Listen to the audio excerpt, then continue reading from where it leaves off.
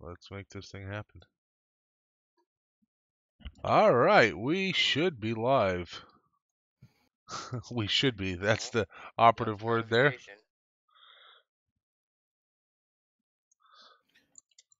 Yeah, I'm refreshing YouTube so that I can take a look. Hey, live now. Yay! Hello there. I just gotta like pick it up and make sure I can hear us and stuff. Yeah, I just did. All right, we should be live. Oh, look at that. We already got Just Fuller in here. Hey, how's it going, buddy? What's up, Brian? Yeah, I'm refreshing YouTube. And we got Sar out there. How you doing, Sar? All right, so Sar's right. This is false advertising. I was promised Mark Jackson. God damn it. Well, yeah. Look, with the stupid studio beta crap that they've done, I could not get the title changed, even though I tried to change the title. It apparently didn't save the way that it was supposed to. So I gotta get used to using the studio stuff. So it's all on me, that not putting out new content stuff. So all right, let's let's have everybody say hello, and we'll do a quick mic check, and then we will get things started. Hello. Hello. Hello. Everybody hear us just fine? Brian says loud and clear, so we should be good there. Alright, we got Mr. Plasman, who's hailing from work today, I believe. Oh, awesome. Alrighty, let's kick this thing off with some new fanciness, and let's see how this works for us.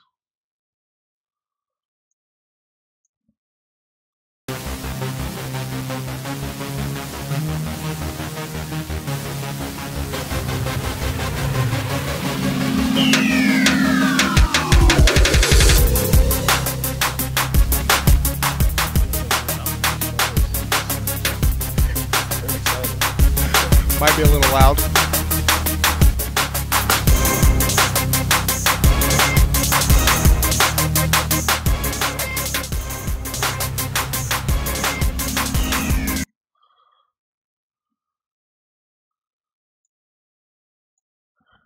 There you go, in all its splendor and glory. Alrighty, we are back. And better than ever. So there you go. There's the new intro, and I want to thank my my partner in crime here, Quick Smoke, for that one, and he put that together. I'm guessing the audio might have been a tad bit loud. I know it was blowing my eardrums out, so yeah, it's all good though. I enjoyed it, but sorry, just turned up the gain of my microphone, so hopefully that helps a little bit. Yeah, no, I can turn it up too if anybody's quiet. I can turn it up through Discord. So there's always a little bit of kind of adjusting and that kind of stuff. But yeah, pretty good. And if you can't hear me, well, too bad, because I can't do nothing about it. All right, we'll adjust Nacho a little bit, and we'll see how Quick Smoke is. We'll adjust him a tad bit too. Okay. So tonight we have Nacho Bidness as our guest, and we're hoping to have all kinds of interesting conversations, mostly revolving around gaming, but I'm sure that we might dabble in a few other things. There's some kind of debauchery. yeah. So it's mostly a gaming conversation, as the title should say, but it doesn't, because YouTube. And we'll get beyond that anyway. So as we get going, I want to make sure that we have any questions from the peeps out there. Throw them out there, and we will make sure that we get them either asked of Nacho or asked of Mike and I. Either one works, but mostly let's focus on Nacho and his stuff, and we'll go from there.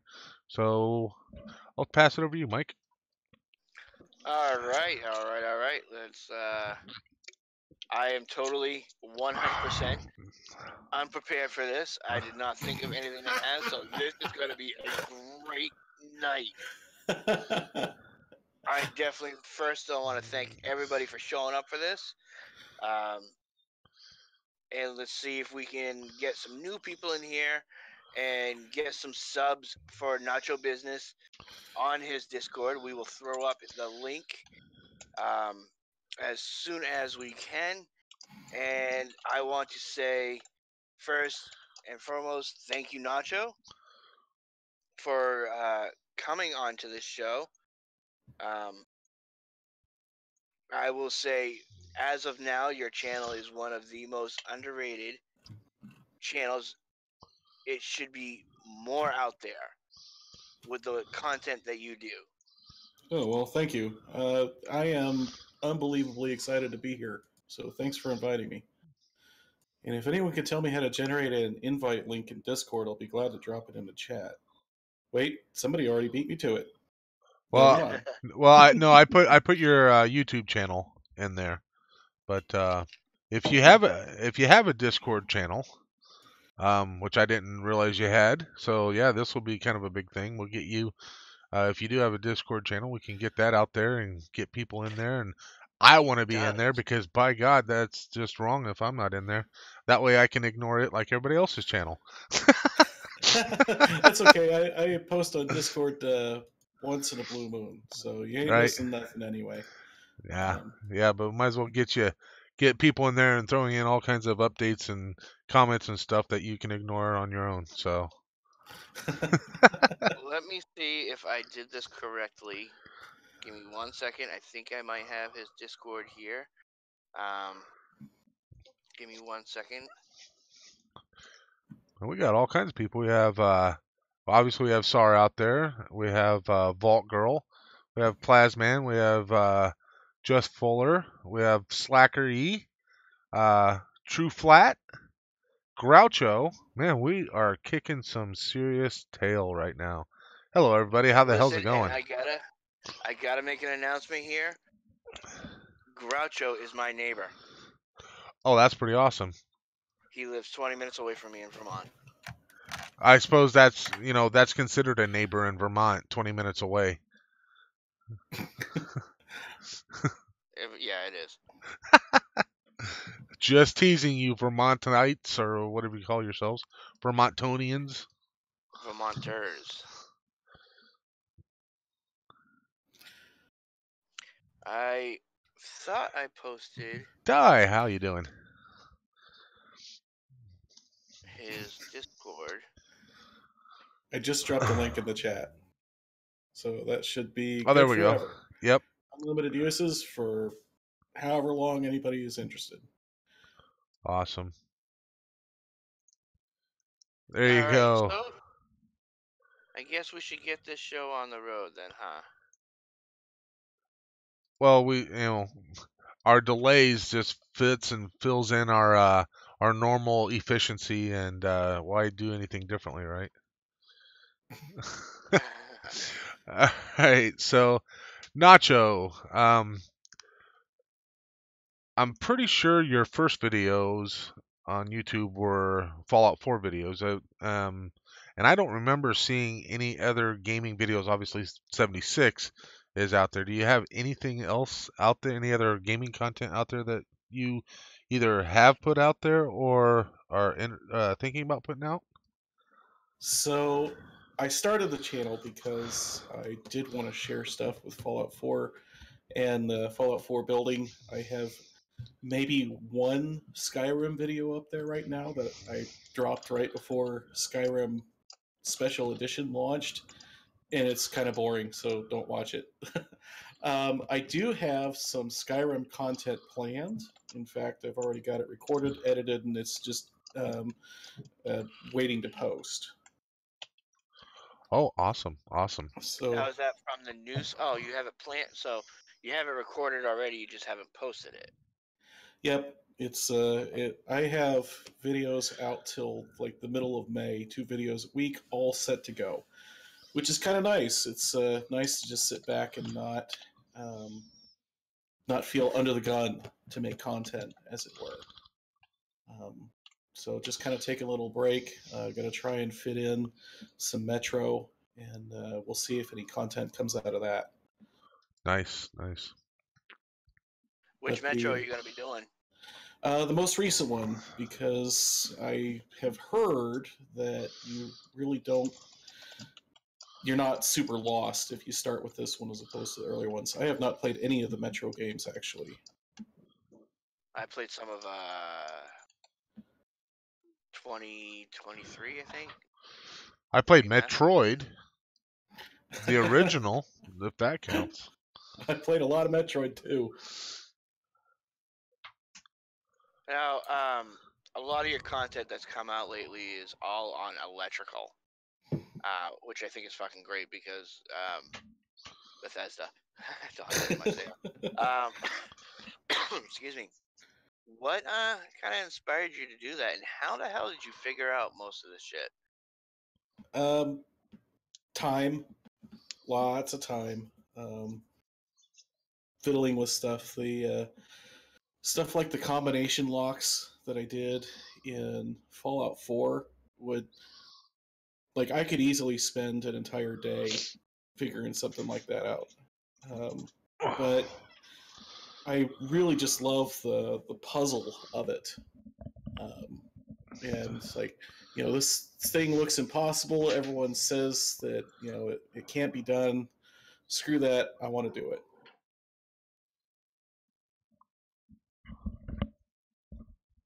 And what well, probably these pants, but well, okay. So I'd have in to take doing them one off. video, like let's If you just bring say down your my gray pants, I'll your change door them. video that You you need just to fill recently up put a out. load. Okay. About how long does it take you to get that all situated? Okay.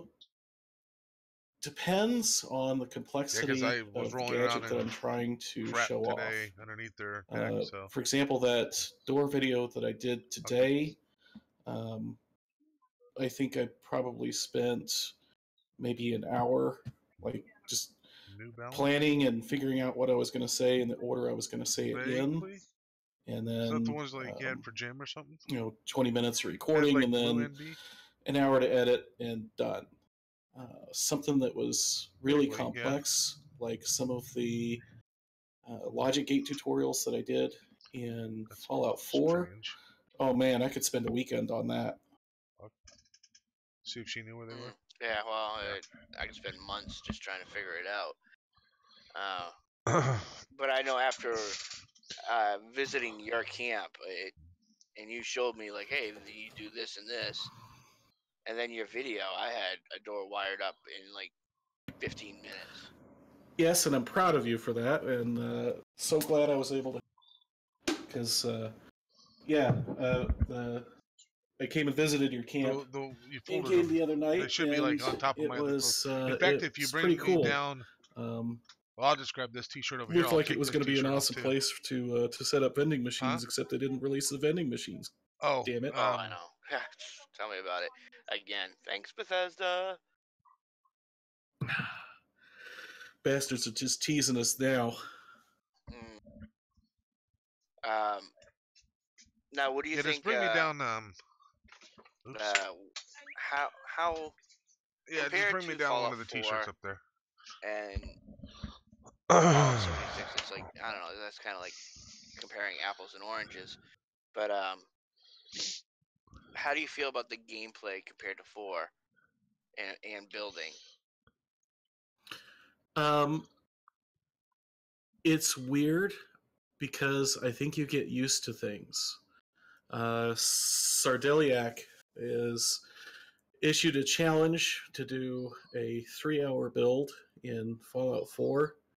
And so I went back to Fallout 4 and like I felt like I couldn't do anything. It felt weird and like I was just starting out. The level of detail that you can do in 4 is obviously much higher.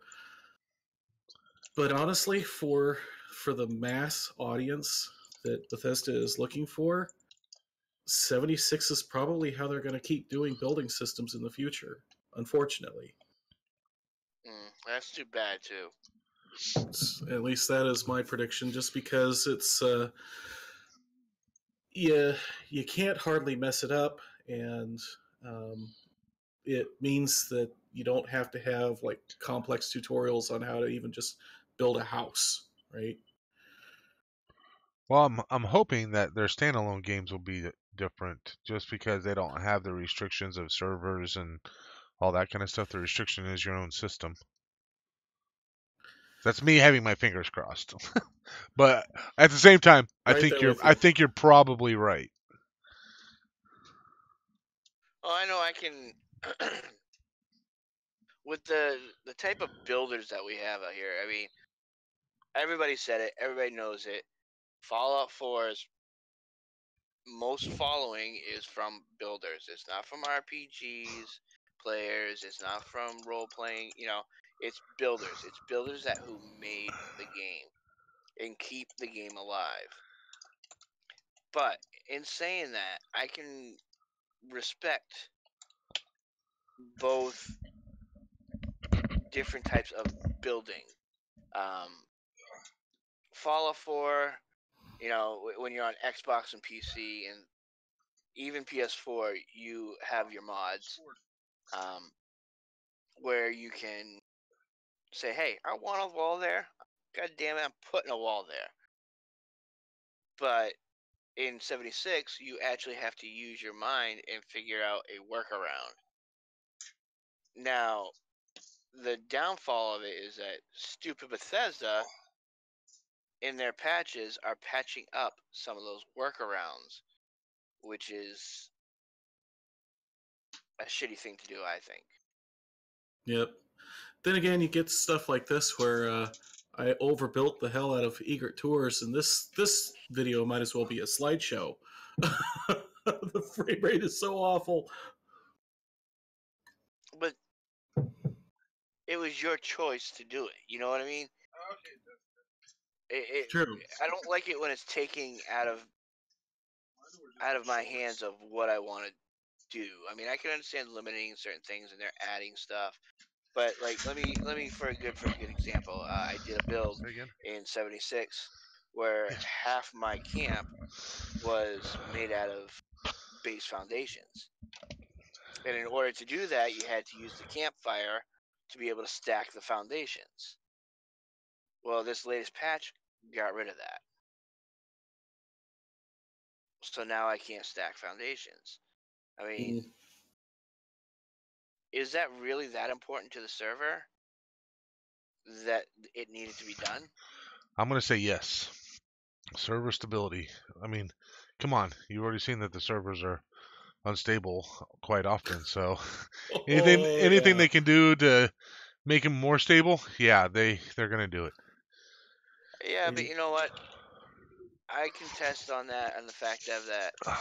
Okay, build limit, understandable. It's a server. Getting rid of duplications, I understand it because it fucks up the economy and it can fuck up the server. But being able to stack one foundation on top of another, don't see it really bothering that. I mean, it's less pixels that you have to do. Question: are the foundations indestructible? Yes. Yes. So That's if probably you were to do part of it too. something, if you were to build a base like my latest that is a trap, then like right now there's a way that you can escape my trap if you're willing to break a wall and become wanted. Right? You can't fast travel away because you are taking damage, but if you're willing to become wanted, you can break a wall. If you take that choice away from a player and they build something like I did, then you can see where a player would feel like that's really unfair. Oh, I can understand that. I can understand that aspect of it. But that argument, I'm going to say, is, excuse me, a legitimate argument. But saying that stability of the server, I don't think that's a legitimate argument. Why not? Because it's not like when you're extending your build limit to past it, you're only allotted a certain amount of But pixels and you're detail and using a stuff like glitch that. that the server or the game itself isn't expecting. Therefore, the game is probably going, I don't like it there. Somehow you got it there. I don't like it there, but somehow you got it there, and then it just creates this instability. See what I mean? But it's basic polys that are put up. It's You not know, extra polys. you're talking just strictly on the item being there. I'm talking about the system going, that's not supposed to be there, but you have it there, and now shit's broken. That's the problem. Well, sir, we're just gonna have to agree to disagree on this one. You bastard. I'm no programmer. I can't weigh in. I have Uh, no idea. And I win again.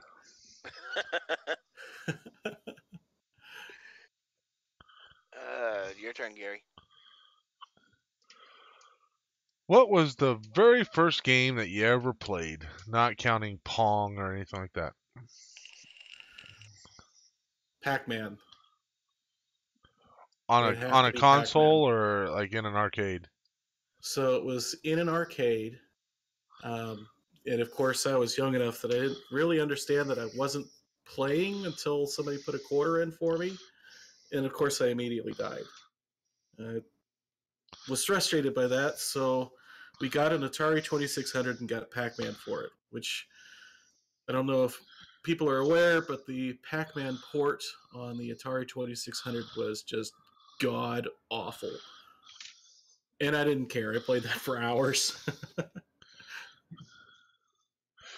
Oh yeah, my mom actually, and my mom sucks at video games, but she had like the first 10 level.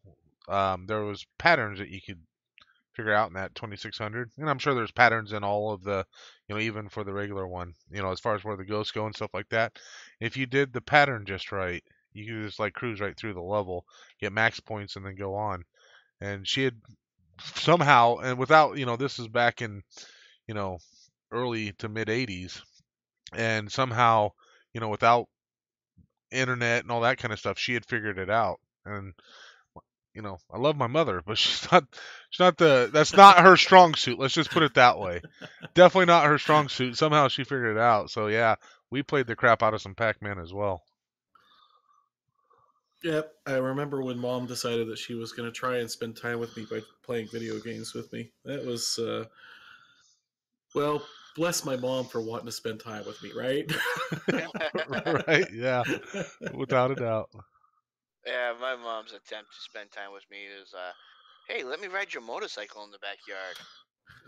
And 5 minutes later, it's crashed into the fence. I was so gonna ask if she crashed it into the fence. Yep. Oh yeah. And that was the last time she tried bonding with me ever again. So, what is it about gaming that kind of intrigues you? I'm sure. I mean, you talked about playing Pac-Man, so I'm sure you're around most of our ages, over 21. So why do you still game? Oh, because my job is boring. My job is boring, and it's nice to have something to look forward to that's exciting when I get home, right? And it is, I I don't have the attention span to watch TV or movies or anything. Like if I'm watching something, I have to also be doing something else. So maybe I've got a little case of ADHD. I don't know, but I just can't stand to only watch, and so that's why I still play video games. All And right. specifically, the I really like the post-apocalyptic genre just because, again, job's boring, and wouldn't it be nice to escape and not have to work for a living anymore? We're gonna ignore all the parts about how you know we're barely surviving, and people are wanting to kill us for food and stuff, that, and just concentrate on that we're not working anymore. It's like a permanent vacation in hell.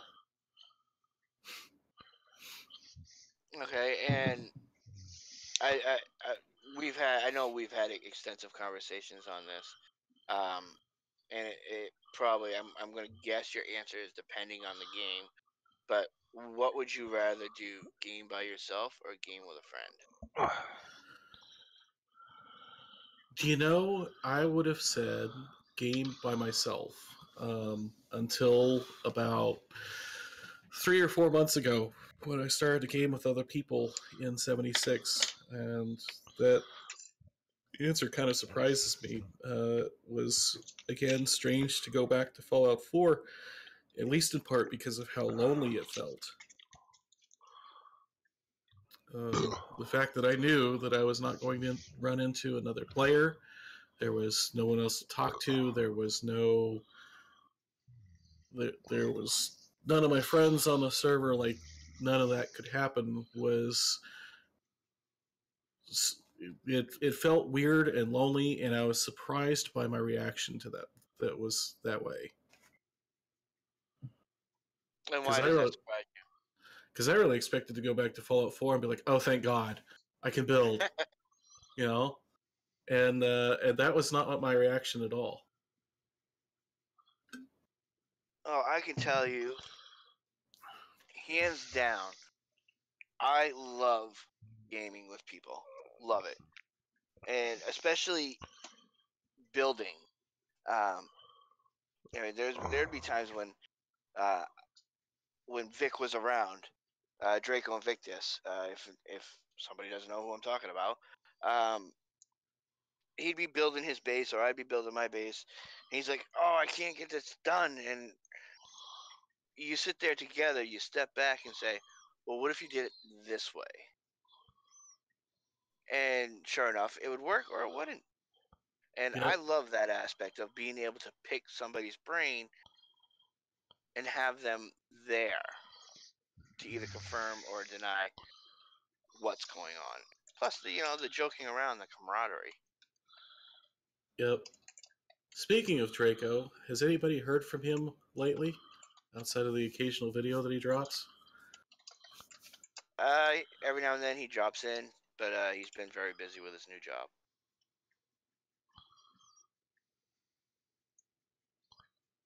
Well, I hope that it is going well for him. I heard something about Legoland, which sounds awesome. I'm sure it's not what I imagine, but working at Legoland sounds like it would be like working in a toy factory or a toy store, which which probably probably sounds a lot more fun than it actually is. Working at a toy store sounds fun until you remember that, oh yeah, you're going to work all day with kids and angry parents and all kinds of other stuff that's not so fun.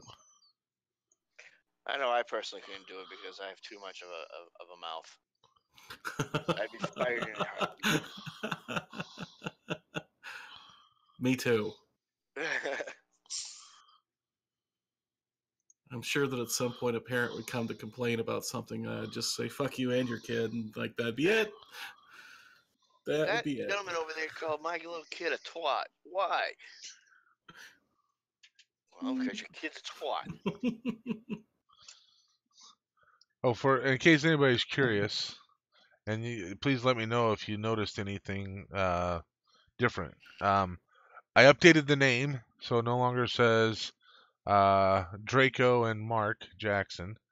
So it should just be a gaming conversation with Mike, Gary, and friends. And I also updated the description to make sure that we get all the appropriate info in there. So, Gary, why the hell would you do that? Now people are going to expect us to have professionalism all the time. Well, professionalism would have me do it before the stream starts and do it effectively, not whatever YouTube was trying to get me to do prior to the stream. So not change it midstream. But I like to be unprofessional. I have not talked to a single YouTube content creator who likes the beta. Oh, the beta. Every the single studio one beta of them sucks. says that it's terrible. Yeah. I keep telling it not to use it, but that's the only thing it like keeps reverting back to giving me that. So, but I've had not had a lot of cool luck with or good luck with YouTube lately because as I've those of you that have talked to me at all recently, I used to be able to watch any YouTube video I wanted to at work, and like the last 2-3 months, they've restricted my videos. I can't watch any gaming videos whatsoever. I can't comment on any videos, any video at all, and I also can't see any comments that people put on any of my stuff. So, and likewise, I can't respond to any of them. So, yeah, I think it's something they did at work, but I'm the only one that they've done it to, which is really weird because work with a bunch of people that also watch other, they watch gaming videos and stuff, and so they're not restricted, but my restrictions are turned off and all that kind of stuff. So that's why I don't watch many people's stuff anymore, or check out their streams during the day and that kind of stuff because I just can't. And when I get home, I don't have time to watch a lot of videos, so I feel like I'm missing out. Well, that kind of leads into a question I was going to ask once we got into this a little bit, and that is, where have you been, man? Yeah. Well, I haven't been putting out much content, and I haven't been playing much 76 lately because, um, as strange as this sounds, any of you out there that's got has kids and had any teenagers or have teenagers at the time currently, having your teenage daughter decide that she wants to actually spend time with you on a regular basis um, is rather different, and you kind of take advantage of it when you can. So she wants to, like, not long ago I taught her how to play cribbage. So we've played cribbage, we've done puzzles.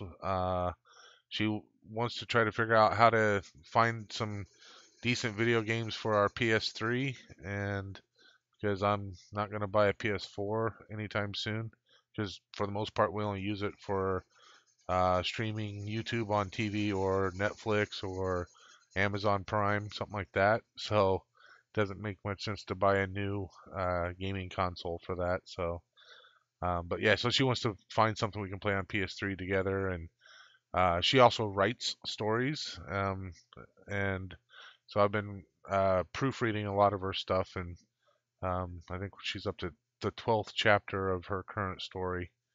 And so I read slow. Takes me like by the time I proofread it and go through it and all that kind of stuff, it's like an hour, and I'm just like, but after editing and trying to, okay, why did you put this? Because it seems weird to me, and then she explains like, oh, okay, I can understand. Sure, all right. So yeah, yeah, that's pretty much where I've been, and for the most part, what I've been doing. Sometimes by the time I get to come down and get onto my computer, it's like 9:30 at night, and I just don't feel like doing a whole lot of anything. So I just kind of putz around with this, that, or whatever, and half the time don't even turn on YouTube. So yeah, I'm missing it. That's for sure. I need to get back into. In fact, like a week and a half ago, I was like, I'm gonna start some Fallout 4 stuff because I actually have an idea for a new building series that I want to do because since I've had to start watching different videos at work, I ran into this stuff called bushcrafting, which is kind of like a almost like a rustic style of camping, and so they build these little bushcraft kind of semi-permanent houses and stuff, and I'm like, oh, I could do that in Fallout 4. And I'd like to do it in 76 because I could do it anywhere and that'd be kind of cool. But um, the idea for how I want to do it, I'd have to be able to sink the walls into the ground, and you can't do that in 76. So yeah, so I was going to go in and start kind of getting set up to do that, start that series, and then my dad called me, hey, I need you to come help me with this. Ugh. So I just logged in and did my little survival maintenance by drinking and eating and all that kind of stuff, and Then he gives me a call. I'm like, son of a bitch. Okay, let me turn off the game. So yeah, it's life. Life is happening, and it kind of sucks because it's much more fun to play and spend time with you guys. So there you Well, go. There's I'm, out there for everybody. I am glad to hear that the daughter wants to spend time with you. That is a rare and special treat because there's not many teenage girls that think their dad is cool. Yeah. Yeah. Very, very true. Very, very true. So yeah, I'm gonna take advantage while I can. So because I had that time period when she's like, yeah, okay, whatever, I don't care what you do, and now she's like, let's do something together. Okay, sounds good. So, is there any new games, Nacho, that you are looking forward to or want to play that are coming out? Outer Worlds, of course, Outer Worlds. Um, of course, all trailers always look a lot better than the actual product, but yeah, can't wait to try it out. Any expectations for it? What do you think it's going to be like? Are you kind of keeping your standards a little low after everybody hyped up and got all excited about 76 and then got disappointed, or? Well, that's the thing. I think that there was the hype about 76 was not universal. A lot of people that looked at it and said multiplayer, no way. So the hype about Outer Worlds seems to be a little bit more universal. I think that just about everybody that I've heard talk about it says I'm looking forward to it. I sure as heck hope that it turns out to be the next Fallout New Vegas. Same guys after all, so we can cross our fingers. Yeah, I'm kind of definitely interested for that to come out. I'm keeping my eye out for it. I won't buy it right away, um, but yeah, I definitely want to keep my eye out. Um, I just I've been doing a thing with G4, streaming with him, where we're doing Borderlands, and same as Volker and Plasman, and they've been doing Borderlands 2 as well. They're just slightly behind us, so we're kind of psyched for Borderlands 3 coming out. Yeah, I Borderlands is one of those things where I feel like I missed the boat. I kind of wish that I had started that out when Borderlands 1 came out. I played some Borderlands, first Borderlands with my cousin, and it was fun. It was an interesting game, but there's like no real story to it. At least none that I mean, if there was a story there, it was pretty vague and kind of on the surface. There's nothing deep about it. But it was still a hell of a lot of fun to play, though. I will definitely say Oh, that. I have a blast playing it. And for those of you who have not played it yet, you are in luck because they just re-released a remake, or a reboot, or a renewal of Borderlands 1 and 2, as well as the Handsome Gary, and you can play it now on your Xbox.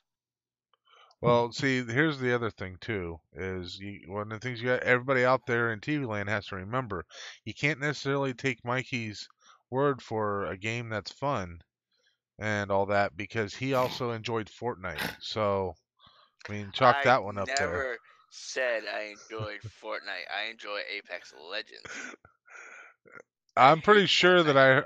I heard you say that you enjoyed Fortnite, so yeah, you I can't think deny it.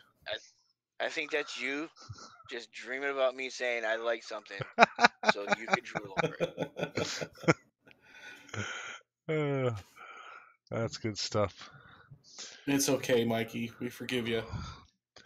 Well, hey, So other I, than some of the mods and stuff like that that you like to use in Fallout 4, what what are some things that you would love to have seen in Fallout 4 that they didn't put in? Actually, we're looking at it on screen right there. A The working keypad, electronic lock. right? Yep. Because God knows how many hours I wasted, trying to figure out how to lock my doors in Fallout 4. Of course, this video was all about complaining about the things that didn't work, and this one in particular, this keypad switch, was not working for a long time. Any player could come up to it and hit it, and it would work just fine. They have since patched it, which is great, but the power counters are still not patched. Other things that I really wish that I could have seen in Fallout 4. Quality quest content. The mods that I've tried with Fallout 4 quests were either not very well done, or sometimes they would have voice acting, and the voice acting was maybe left a little to be desired. I played some really incredible quest mods in Skyrim, and it's like, why are the teams that are doing that for Skyrim not doing the same for Fallout 4?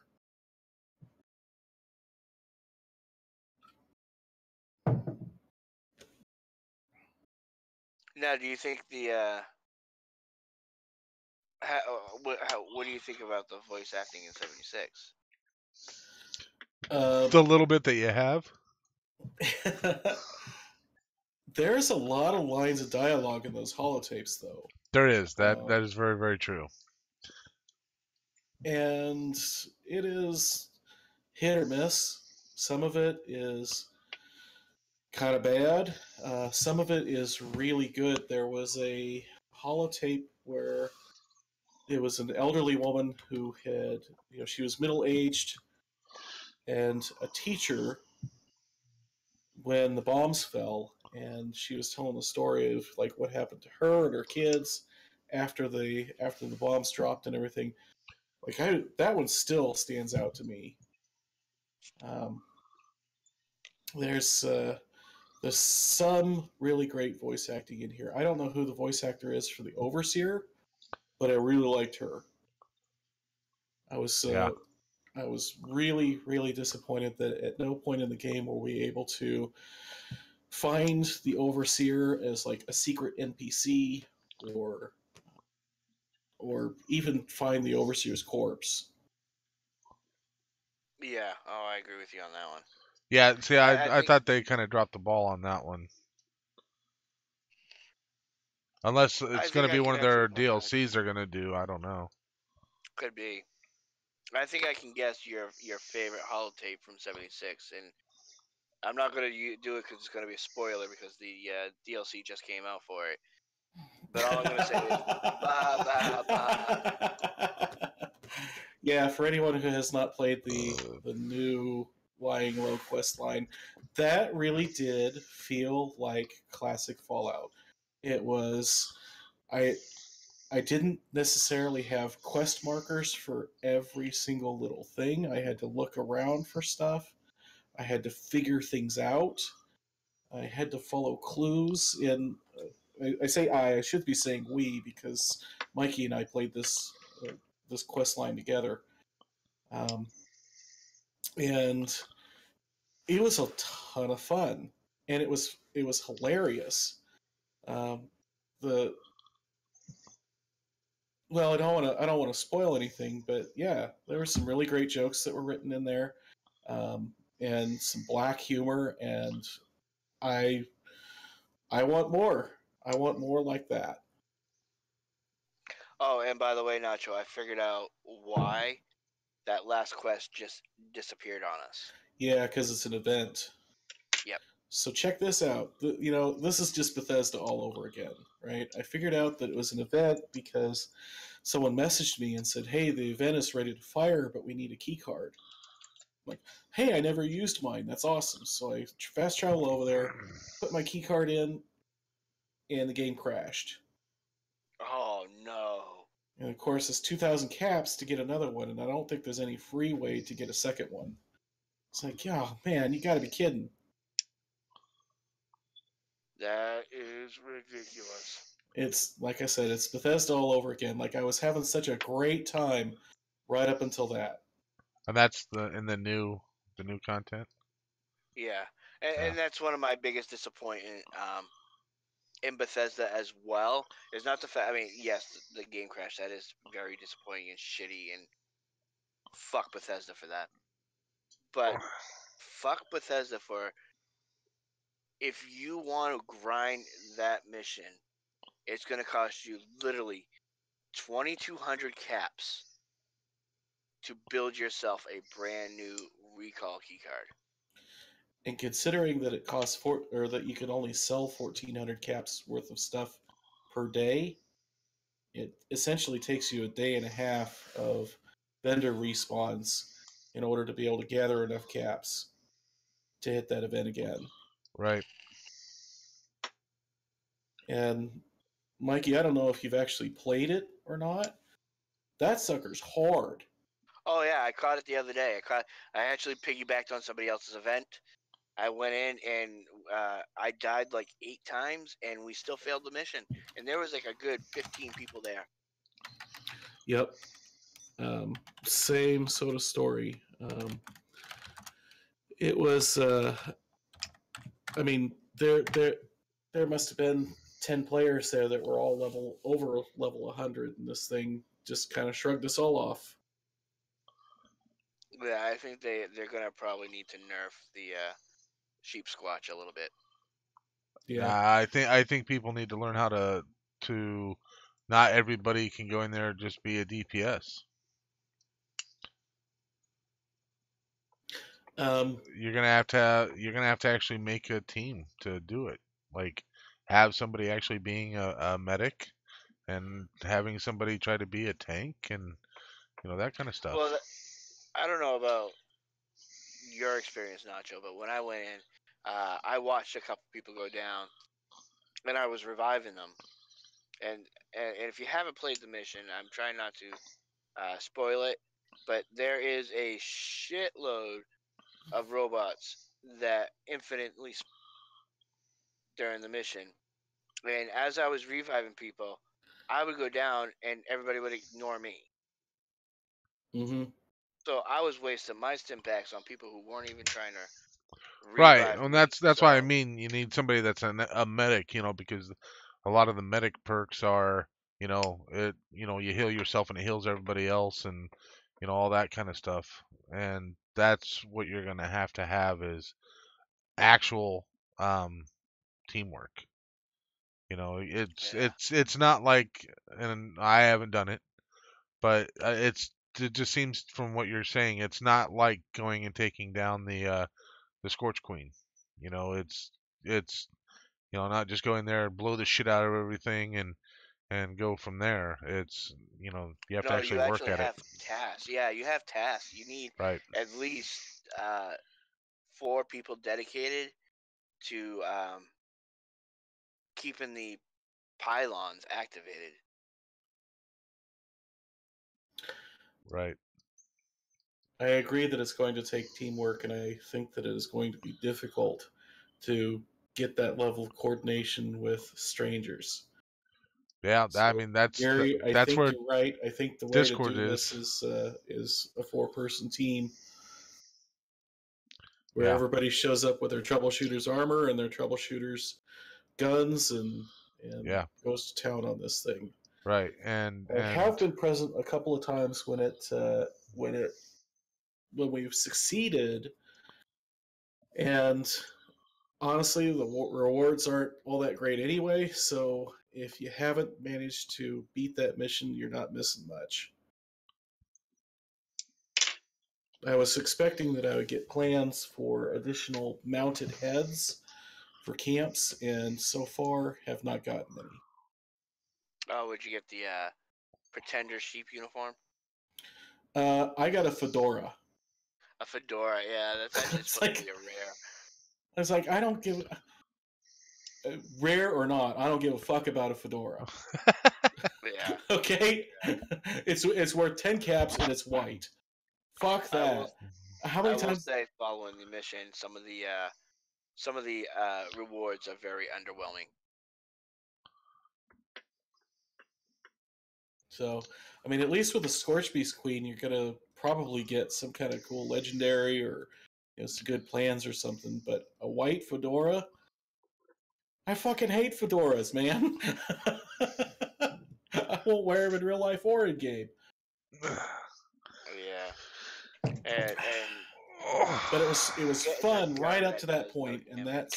and that's what's kind of at least gives me some hope for the future of this game, because almost every week they have been releasing a new feature for the last several weeks, and every time it's been like log in Tuesday night and it's like, okay, what's going on this, and I've had fun. Man, I forgot what that Yeah, was like. Having fun. Yeah, having fun in a Bethesda game. All right. People aren't angry at all the time. Like, Yeah. who'd I have mean, thought?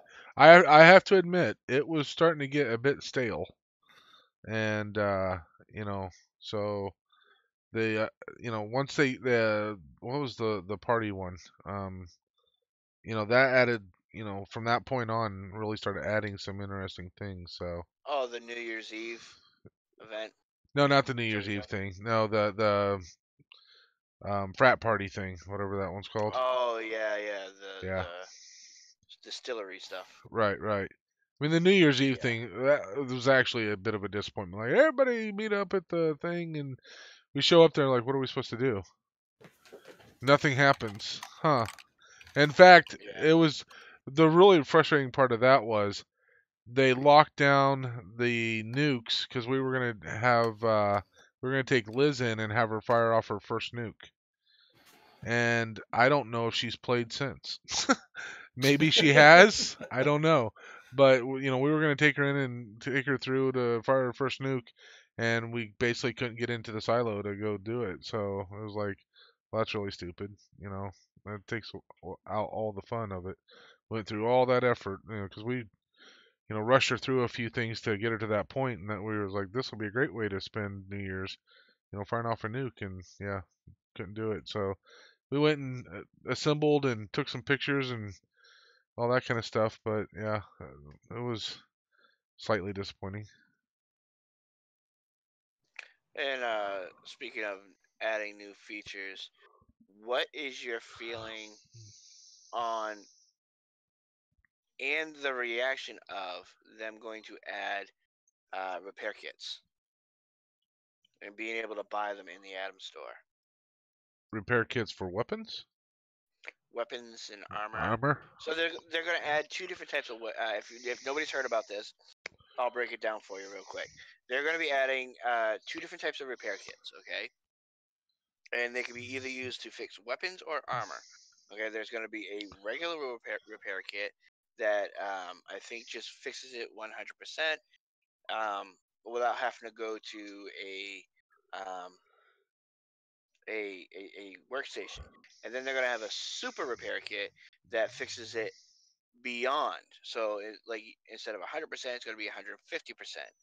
And again, that's going to be for weapons and ammo. But you're going to be able to buy them from vendors. I believe you're going to be able to find them in the world. Not easy to find, and you can buy them in the Atom Shop. There has been some people who say this is just their first step to start the paying to win. But I personally can't you still don't fix think your that. weapon at a weapons bench? Yes, and they're also saying, the conspiracy theorists out there. So with the new patch, they added an extra step in repairing your weapons. And they're saying that the reason why they did that is so you can say, well, that's just one step too many. I'm just going to buy a repair kit out of the Atom Shop. Well, if you can buy it from a vendor, why would you buy it from the Atom Shop unless it's like stupid expensive? Don't know. And you know, They haven't released a whole lot about it. if you buy them at the Atom Shop, you just run some dailies and weeklies, and you got enough to buy them, unless they make them stupid expensive in there. But like I said, I mean, I don't see how a quick fix for your weapons is playing to win, but they're saying it's a step two. because you're being able to buy something that's not a workshop or cosmetic. It's a consumable Right. in Right. the Atom Shop. Yeah. I don't know. So my thinking on the Atom Shop in general, and even microtransactions as a whole, is that if you do not like microtransactions in your game, for God's sakes, don't spend any goddamn money on them. If you are one of the people that is out there spending money on microtransactions, you are voting with your wallet and you are voting for more microtransactions. Um, I I won't. I just won't.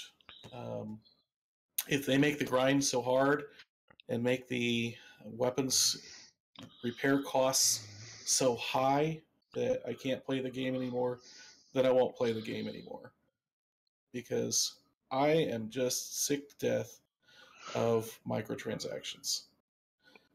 I will spend the atoms that I earn in game, and um, that's it. I already spent enough money on this game. Well, and the unfortunate thing is, um, I don't necessarily have a problem with them doing stuff in the Atom store that entices people to go ahead and spend money. If people want to spend money, I'm definitely not going to begrudge them because at the moment, that's the only thing that would ensure that the game continues getting new content and that kind of stuff, and even keeping the servers alive, All true. so maybe they'll come out with something that people will actually want to buy, that will entice them to spend money or something like that, but um, you know, it's got its pros and its cons. I'm with you on I'm just gonna at least at the time being, I haven't seen anything in there that's made me want to spend real money on. I can go in the atoms and do it that way. So I've only seen a couple things that was, the limited time things, which kind of suck. But you see those limited time things, you're like, oh, that's actually really cool. I want that. I don't have the atoms and I can't earn enough right now. So, Mm-hmm. those kind of suck, but whatever. Oh, well, heck, the armor that my character is wearing in this video is from the Atom Shop. Um, and no way would I have spent real world money on this because it's essentially a penny an atom. So this would have been $18 of real money if I had spent actual currency on this. It's absurd. Yeah. That's to me that's the big problem with the Atom Shop is they make everything's way too expensive. If now maybe they would decrease the cost if you couldn't get free atoms from the game. You know, maybe they would, probably not. But I have a feeling that if they didn't, then there'd be a lot of people that wouldn't, buy stuff because they're not going to go get pay real money to get the atoms. So they'd probably be forced to charge less for them. Because I their prices are okay. pretty crazy as far as all that goes. Oh, the economy in that game is ridiculous. How they Yeah. charge like 1,900 for plans for neon lights. Neon sign lights. That's freaking ridiculous. Um, but my whole feeling on the microtransactions is, as long as it's not pay to win, I don't give a shit. If you don't get an advantage over me, who cares? If you don't want to do it, don't do it. For me, I again, I think I've said this a million and one times.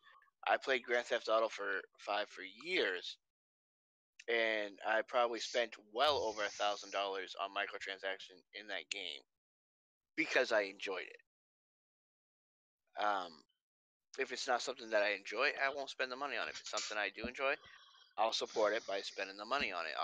To me, it's an investment of keeping your entertainment going. But everybody has their different views on that. So not saying my views are right or Nacho's views are right, but I can see all sides of it. Oh yeah, I'm like I said, I'm not gonna begrudge anybody either way. If you want to spend money on it, I say more power to you. Whatever makes you happy when you're playing, go ahead and do it. Likewise, if you don't want to spend money on it, personally, I just haven't seen anything in there that I felt like I had to have like right now. So there might be a time when I go, I'd really like to have that. I'm gonna have to spend some real life money on it because, it's a short time thing or whatever. But yeah, it's haven't come across that yet. There has been one time that I didn't spend the money on something, and I really truly regret it. And that's the one of the paint jobs that had the skull on it for the black paint job for the XO1. Oh yeah. Yeah, that one was pretty cool.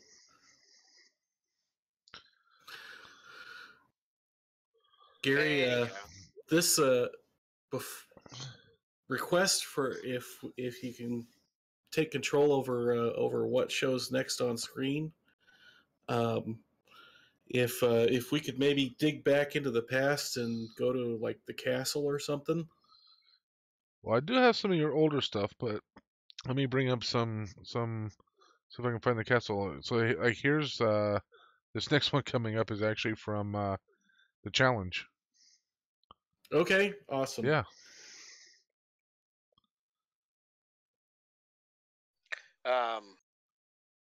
Shit, Nacho. I was just gonna say something. You made me forget it. I was gonna ask you something. Oh, month 3. So this was near the end or at the end of the challenge, right? Yeah. How many weeks Yeah. did we do it? It was 3 months. So yeah, this would have been your third month challenge. Okay. Follow up video. Yeah. And then I think I may have included. I can't remember if I included the post challenge one that you did. I can't remember. Yep. Yeah, I was really proud of this build and of the build that I did down at Spectacle Island for Bob's retirement home. Yeah, yeah. That's the one that I can't remember if I brought that into this playlist or not. Denise, how we doing, sweetheart? Holy Hey, smokes, it's Denise. Denise. Oh, now I remember. So, you just recently, as well as I, did a video for Vault Girl and J Pico Death on cooking. How did you like doing that, and are you gonna do any more? I have 2 more planned. I have all the ingredients in my kitchen right now. So it was a surprising amount of fun. I did not think that I would enjoy doing that, but I decided to give it a try anyway, and was really surprised myself with how much fun I was having with it. How was the response to it? Um, good for the channel as small as mine. Yeah. um, the got a decent number of views considering how many views I typically get. So yeah, it was enjoyable to do, and the reactions were positive. A couple people even said that they were going to try it. So, and Volgirls even said that she had tried it and said it was really good. So that was kind of exciting to hear somebody say like, "Yep, we did it and we liked it." That's pretty awesome. Yeah, I will have to go check those out because I have been, like I said, I've been missing out on so many of those videos. I'm pretty far behind on pretty much everybody's stuff, so I will definitely have to check that out. There's no shame in that, Gary. There are so many awesome content creators that I just don't have enough time during the day to watch them all. Oh, it's really difficult to keep up with them all, isn't it? Yes. So what is your current sub count right now, Nacho? 200 and change. 205. Just looked it up. 205. Yep. What is your goal for? I'm going to say the end of the year. This is a hobby, and so I just kind of keep making videos. I don't really have a goal. I don't do a lot of a lot of promotion or anything like that, other than for this particular week, since we were going to be doing this live stream. I did drop into um, some of my regular haunts and say, by the way, there's there's something going on Saturday. So, Nice. oh, we just walked past my crane. I really loved that thing. That was That fun to build. that crane was pretty damn cool. So it's the crane was at least related to my real world career. So, because I'm an engineer and I work on cranes, so that was especially fun. Nice. My favorite part was the door that opened up sideways. That came out perfect. Yeah, The that was castle pretty. door. Yeah, that was pretty cool. Door that opened up sideways. You talking about On the on the roof of the on the roof. purifier? Yeah, yeah. Oh yeah, that sucker was hard to get placed just right. I spent I don't know how much time. Sorry, would have been yelling at me probably halfway through saying it's good enough. God damn it! Now, did you use the tilt tool for that, or was that actually a mod that came up sideways? No, I had to tilt it using Place Anywhere, and then get it wedged into place with Place Anywhere. This was done on Xbox. Mm-hmm. Yeah, this whole place, like most of these buildings, don't have any decorations inside now because at this point in the challenge, I was really chugging on the place and getting a lot of crashes and stuff. So had to turn off or sorry, remove and delete a lot of decorations from the insides of buildings and just not go in there during the later part of the challenge. So Now, go ahead. A few things I kept all the way to the end, kind of major set pieces, like my workshop here was something that I came in and out of and used repeatedly for a lot of different story elements throughout the whole challenge. The Purifier Fortress of Doom I kept that decorated for the entire length of the challenge. The bar, but most other stuff, it's pretty bare inside. There's beds and that's it. Now, you still build in Fallout 4, right? I have not turned on Fallout 4 since September of last year was the last time I did anything in Fallout 4 until this week. Okay. Do you still find it challenging to build in it, or? Oh yeah, Fallout 4 is. You kind of wonder how it could get any better, right? Certainly, we know how it gets worse with 76, but you kind of look at what you were able to do with that game and go like, man, I made anything I wanted with this. This is awesome. I still say one of the things I miss, or not miss, but kind of wish that they would have put in Fallout 4 and even in 76. Because you can hunt and all that kind of stuff. Why didn't they give us the ability to fish? Like, that would have been so cool. You can find fucking fishing rods. Be able to go fish. That would be so fucking sweet, And believe it or not, in 76 they are going to be doing that, I believe. I'm trying to think if it was that 76 I heard about it, or a different game where you're going to be able to sell fish to vendors. I think it might be a different game. I think I might be confusing it with a different game.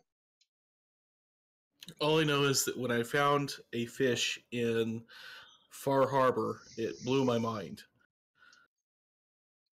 Like, I did not think there was any fish in the game at all. And oh, really?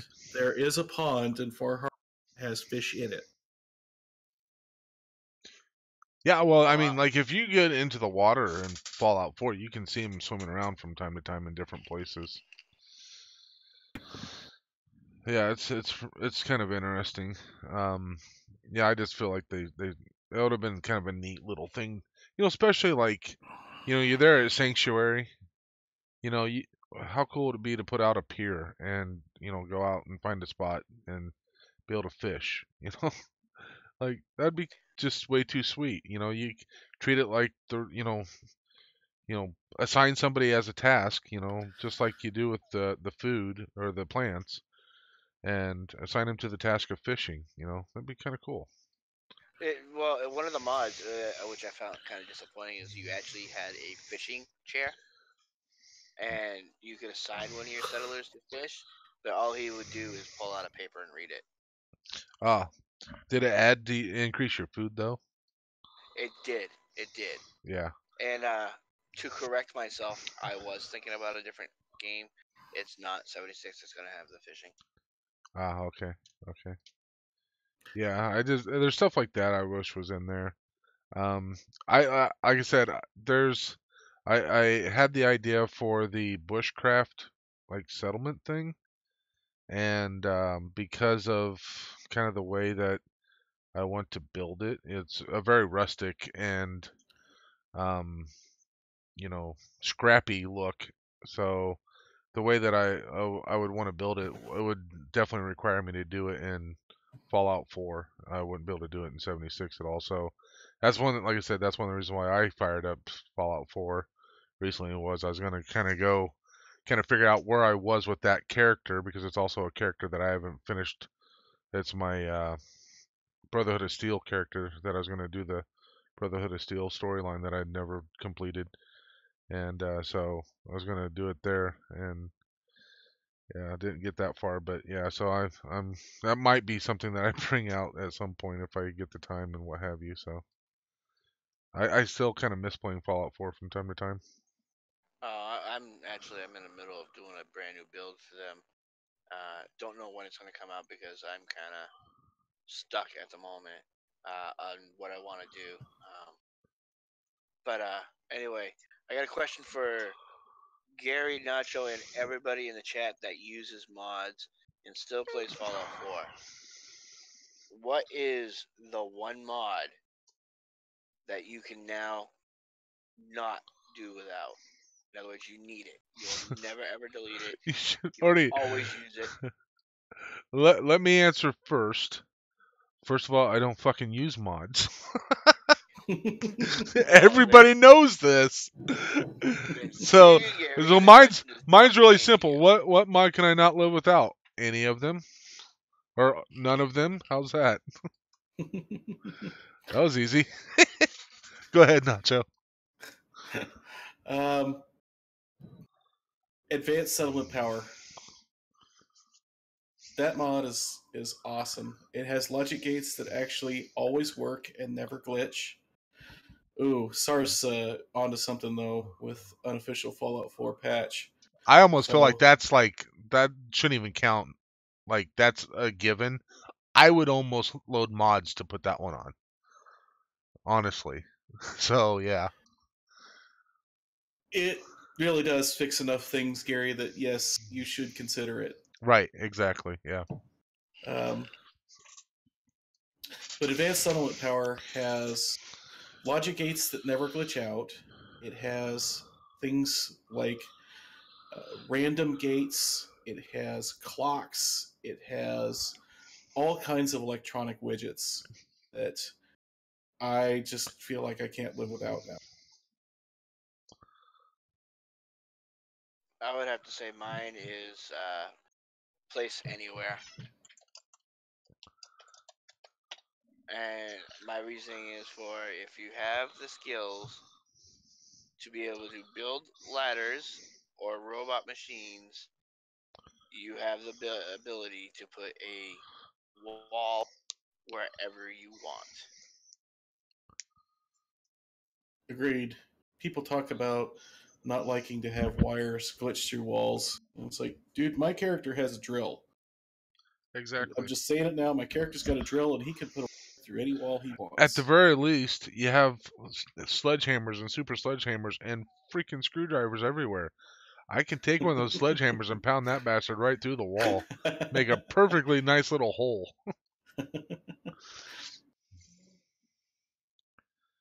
Yeah, I'm with you on that one. Nacho, it always cracked me up like, but it's glitched right through the wall.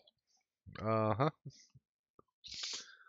Yeah, I am also like you, I also agree that because if I recall, Nacho, you're one of those that you like to see the wires. You want to see the wires all over the place. Oh And yeah. that's the way I am. I like to see the wires. I know Sar likes to hide him, and not saying that's wrong. I just for my personal aesthetics that for when I'm building, I like to see the wires. I want it to to me it just kind of adds that just kind of wastelandy kind of look like fuck it, we just need a wire from over here to over there. Let's do it. And you Yep. just kind of string it up. And I think it'd be great if you could like put 2x4s and stuff up there to hold it up in the air, instead of having. That's one reason why I use like the wooden pylon sometimes is it adds even more scrappiness to it. So yeah. Yep. I think certain settlements look really great with the large pylons or the wooden pylons all over the place. And you see wires and buildings all over the place because we might not have the same technology as we used to, but damn it, we're inventive. Right. Yeah. Place Anywhere would certainly be a very close second because you can do things like scale objects. In fact, you can even see it right here. That roll up door that I used to turn into like a security cage for this weapon shop. I could not do that without Place Anywhere being able to scale that door down. Basically, being able to have some kind of gate or control or security device in front of a valuable item is cool, and they didn't put it in the game, so I made it with Place Anywhere. Yeah, that's one thing I've always wondered uh, of why the vending the vendor posts, like, do you really think in a post-apocalyptic world where there's raiders, super mutants, and everything else, that if you were going to sell a gun and mines and ammunition, that you would just have a stand that's open to everything? Like, why didn't they put like a caged front? Right. Yes. This also gets into the whole, and this is one of Dai's favorite arguments. Walls or no walls. This is why you would have walls. Keep the riffraff out. You know, That is true. much better Is that security that way. is Dai a no walls builder? Yeah, she doesn't like the walls. I think it's because her hatred for a certain British guy that we know. But I mean, I have the same hatred for the guy, but the walls weren't his idea. He just marketed them. he built his channel off of walls. He did it grandly. You'll love it.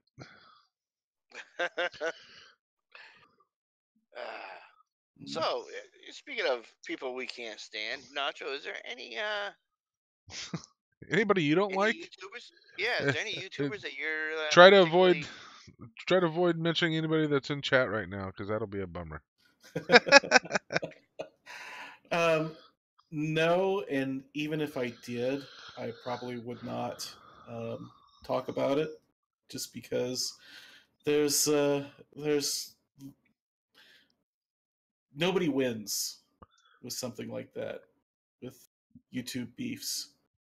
Um, there's there's no upside to it, and a lot of potential downsides. So even if I have someone that I do not care for, I just am going to remain silent.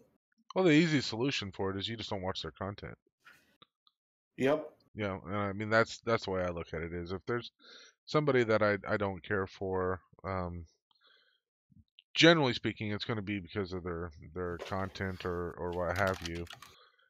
I just don't watch it because okay, I've seen this same thing from you like 5 times. I don't need to see a 6th or a 7th. You know, so I'm just going to stop watching that. Yep. The one thing that actually kind of grinds my gears is when someone will take an idea and promote it as something of their own. But I also have to remind myself that this community has thousands upon thousands of people building, and just because 2 people have the same idea does not necessarily mean that the idea was stolen. Right. It's a very fine line, but yet it's also not just black and white either. Yeah, if that makes sense. If somebody comes along and says, this was my idea, and that person says, sorry, I thought of it on my own. That's one thing. If they are just like, screw you and screw your channel and I hate you and I'm going to make a video talking about how you're a terrible person, then no. All of a sudden that person has just lost all my respect and I will never watch their videos again. I think that's actually one thing I really like about the close-knit community that we actually do have, is that everybody here is very supportive of everybody. They're very diligent on who did what first and giving that credit. Be like, hey, I got this idea from so-and-so, but here's my interpretation of it. And that's, that's great. I think that's awesome. Yep. SAR has I think one of the best views on all of it. He says, "I love it when people steal my." Sorry, you correct me if I get this wrong. But he basically says, "I love it when people steal my stuff and make it cooler so I can steal it back."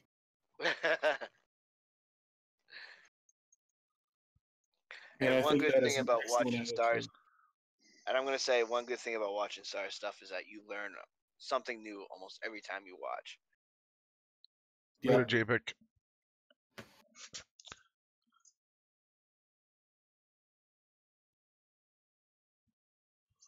So, yeah. Okay, so yeah, you asked and I gave you your castle build. So. All right, sweet. Yeah. Oh, hey, there's Cheaty McCheatface. Yeah.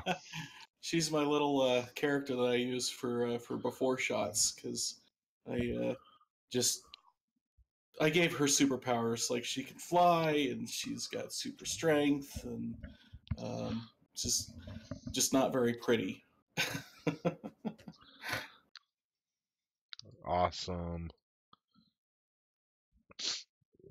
Where do you get your inspiration for your builds?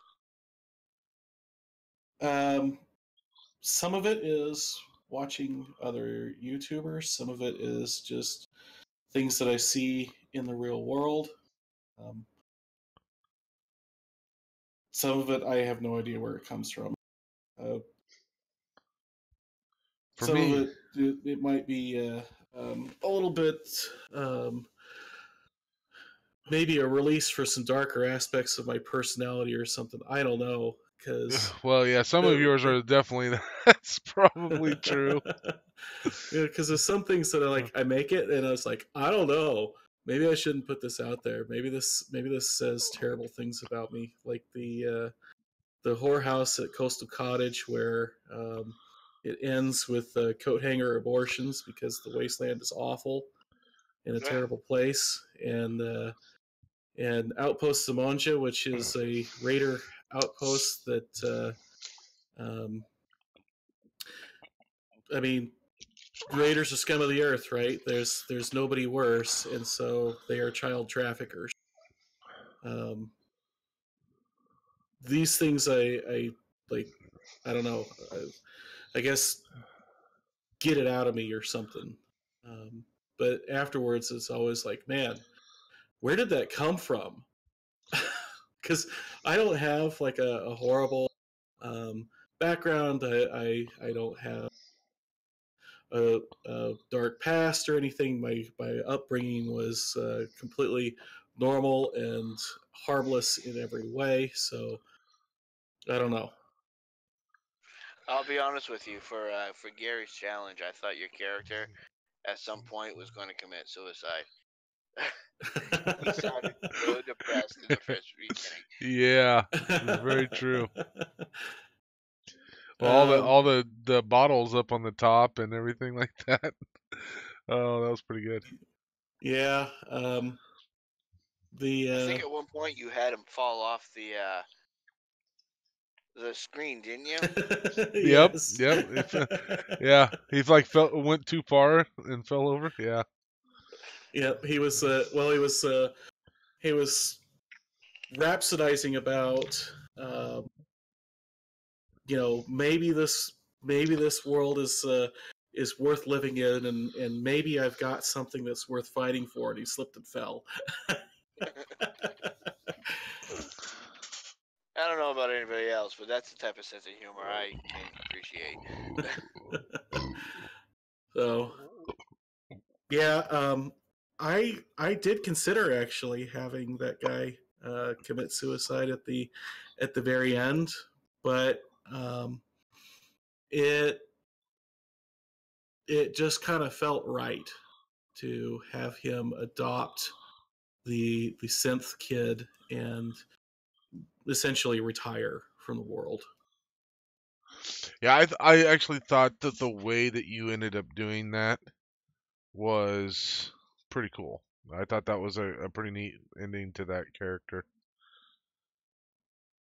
Yeah, the whole, he's got a complete story, but there's still just a little bit more and still some unanswered questions, because it ends with Bob sailing with Sean and Dogmeat 5 and I can't remember the robot's name, but aboard the SS Boogersnot into the sunset, trying to hopefully find some remnants of the railroad down in the capital, capital wasteland, because in my game the railroad was destroyed. Right. And Bob was dying, and he had this son that was never going to grow up. Needed somebody to take care of him. Mm-hmm. Yeah, I at the same time though, kind of gave him closure because it gave him purpose. He didn't have that purpose for a long time. When the wife got killed and stuff, and he was all depressed and all that kind of stuff. And I thought that was kind of definitely a bit of a departure from as we just discussed, some of your darker stuff. The dog thing there at Somerville. Yeah. You asked where my ideas come from. So I was at a party with some friends, and of course we're all middle aged, right? So party is not what it used to mean. So there's kids around and stuff, and we're having a couple of drinks, and I was like, I'm really allergic to cats, and I was like saying to the homeowner, like, hey, thanks for putting the cat away. And they're like, the cat had to go live on a farm in the country. And I'm an idiot, right? I just started asking questions like, well, what kind of farm in the country? Like, why would you see it? And they're like, no. Wink, wink, Nacho. nod, nod. The cat had to go to live in a farm in the country. I'm like, oh, right. Sorry. That kind of very farm. happy on the farm. Yeah. That's pretty awesome.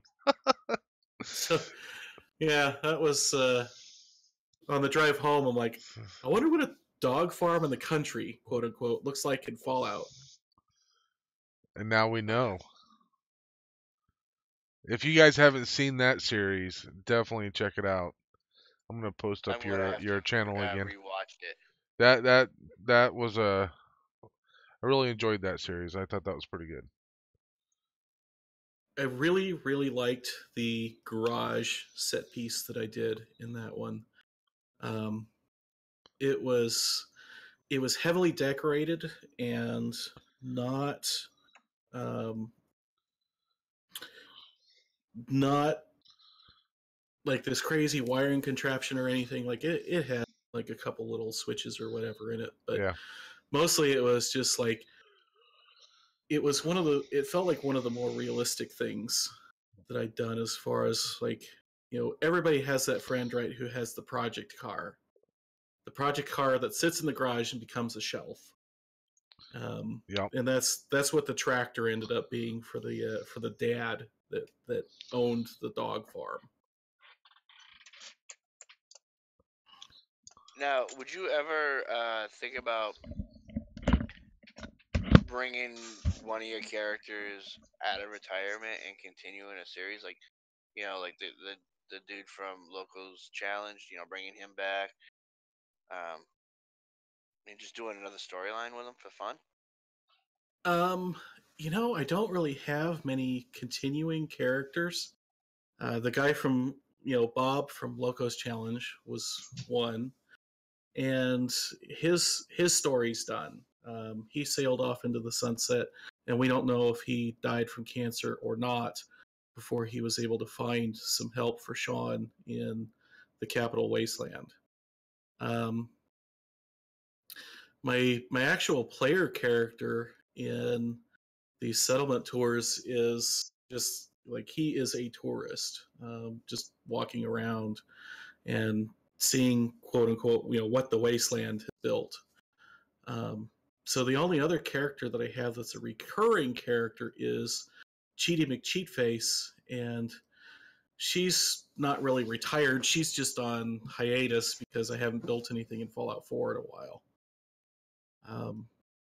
I have thought about trying to do another kind of recurring series with a character and role play, but um, that settlement evolution challenge that Gary put out was um, just kind of a special kind of magic. I think it would be hard to recapture that and do it again in any way that I think people would find entertaining. I don't know. I guess. Oh, written. I'm writing that down. Cheaty's player home. Maybe that's what I'll do for SARS challenge. That would be interesting. Oh, but Cheaty's build menus are all broken. I was really careless with her mods, and so like she can build a surgery chair and like a roof, and that's about it. Wow, that's impressive. It gets really bad, but I've never done any building with that character, so because it was always the before shots. I might have to see if I can't fix her menus or something, because that would be kind of fun. I feel like I need to get in, find SAR's thing about that challenge because that sounds like it might be something fun to do. Although it's hard for me to compete with a lot of the challenges, but I've actually had kind of a bit of fun. I did a while ago. I did uh, Morpheus's challenge. He had one, and then Kevin Alabear had a challenge, and I did both of those. I actually enjoyed them. I thought they were kind of fun. It was just a nice, simple one-time build type of thing, and nice and simple and that kind of stuff. And would you say it was like a 3-hour build thing or something? Yeah. Well, yeah. If let me, I'll break it down for everybody that's in the channel as well as you, because I'm seriously contemplating it too. SAR put out a challenge. It's not a contest. It's not a challenge, and it's on the honor system. Any mod any spot, any settlement you can do, but you can only spend 3 hours on structural stuff. So like buildings, things that like walls, floors, roofs. Decoration, you can take as much time as you want, but only the building aspect can take 3 hours to do. Man, why can't we have a challenge to take as long as you want for the build and decoration is only 3 hours? That's more my speed. Well, you know what? There you go. Throw that challenge right after Sar's done with his. I love it. If we could get Phoenix to start playing again, if she was able to start playing again, that one might actually drive her insane. Oh yeah, yeah. Only 3 hours to decorate. She'd be still working on the first room. I can't. Yeah, I can't do an entire cafeteria with like neatly stacked plates and steam tables full of food and. She better build a one shack house and leave it at that. A one room house. That's some good stuff. Yeah, I'm actually that's actually interesting. I might have to give that a shot. But I'll have to get the time to do it, of course, but we'll see how that goes. The G4 challenge was really excellent as well. Which one? The whole his was you were not allowed to use any structural pieces. Oh yeah. And see, I think you were allowed like one floor and one roof, and then right. other than that, you had to make it out of kinds of whatever you could find. Right. I was wanting to try to do that, but the problem for me was there, not being modded. It's really difficult to do something like that because you're so limited to the stuff, walls and roofs and floors. It's pretty much kind of what I'm going to need, I could build walls out of other stuff. Denise has shown that countless times. I could have built walls out of bookshelves and shit like that, but how do you do the roofs? I'd just have stuff stacked up for days just trying to try to close off the roof and everything.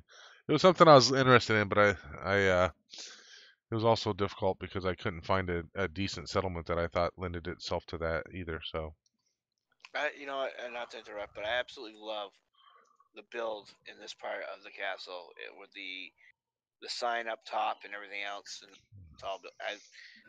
I'm amazed at the builds that people make in the castle. It's one of my most favorite places to build. I really enjoy building at the castle. I've done 2 builds, and both of them I'm fairly proud of. So I think I've probably built there about 7 or 8 times. I have only built here once. Very proud of the build here. I really liked that the ground kind of lended itself to streets. If you pay close attention to the ground texture, like there are actually kind of some primitive streets laid out for you to use. Yep. And that can really inform how you build here. Yeah. And it made it. I occasionally got lost, which is just awesome, right? Getting lost in your own. Yeah. I turned the wrong way, and now I have to turn around. That's great. Yep, I completely agree. So I'm going to throw this next question out there to everybody here. Where is your favorite place to build in Fallout 4? I'm going to probably answer Sar's let's split form, that. Let's split that in. Let's split that into 2 categories. Where's your favorite place to build in Fallout 4, limited to the settlements, and then open it up to like build anywhere type of thing.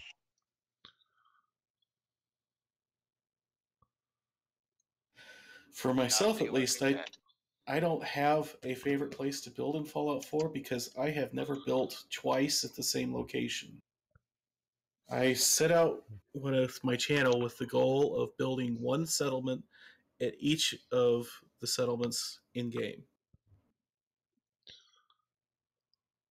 That's I still have yet to build at every settlement at least once, and I've had a few that I've built in multiple times, but yeah.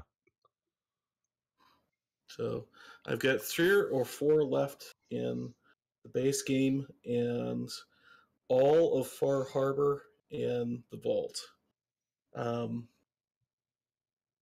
I have not revealed what I'm doing at the Mechanism, but that was the last thing that I was working on when I stopped playing Fallout 4, and I every once in a while say like, man, I really need to get back to that. Mechanist Layer is hard to build at because there's not a whole lot you can do inside. That is correct.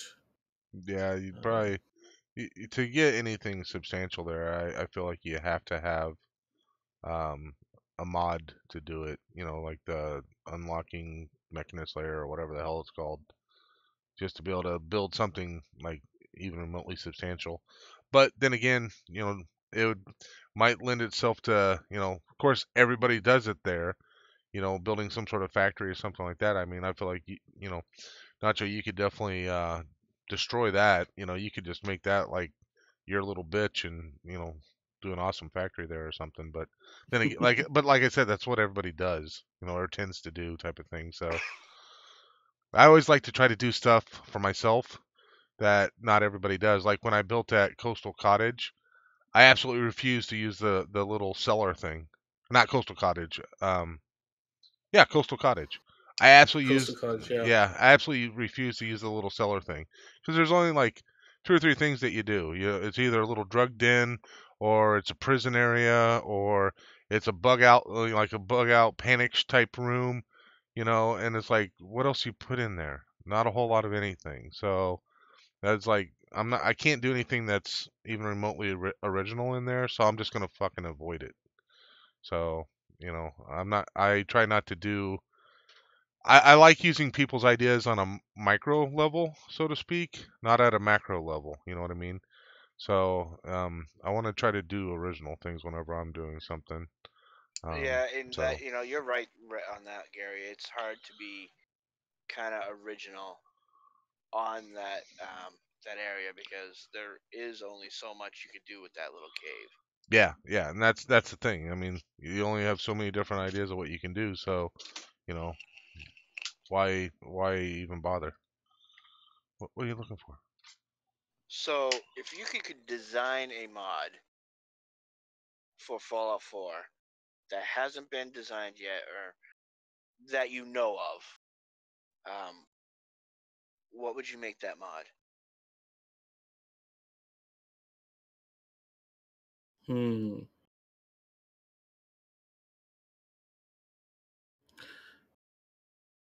I don't know, because I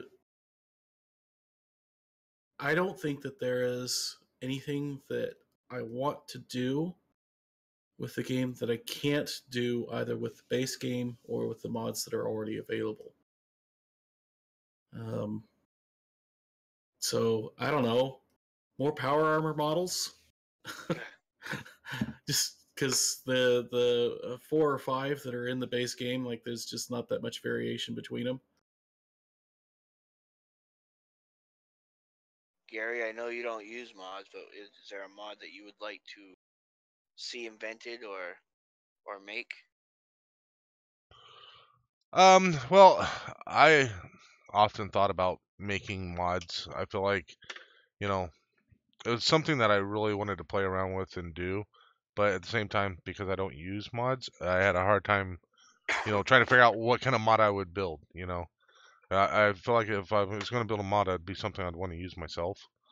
You know, so um, but I mean, there's a handful of mods I would like to use.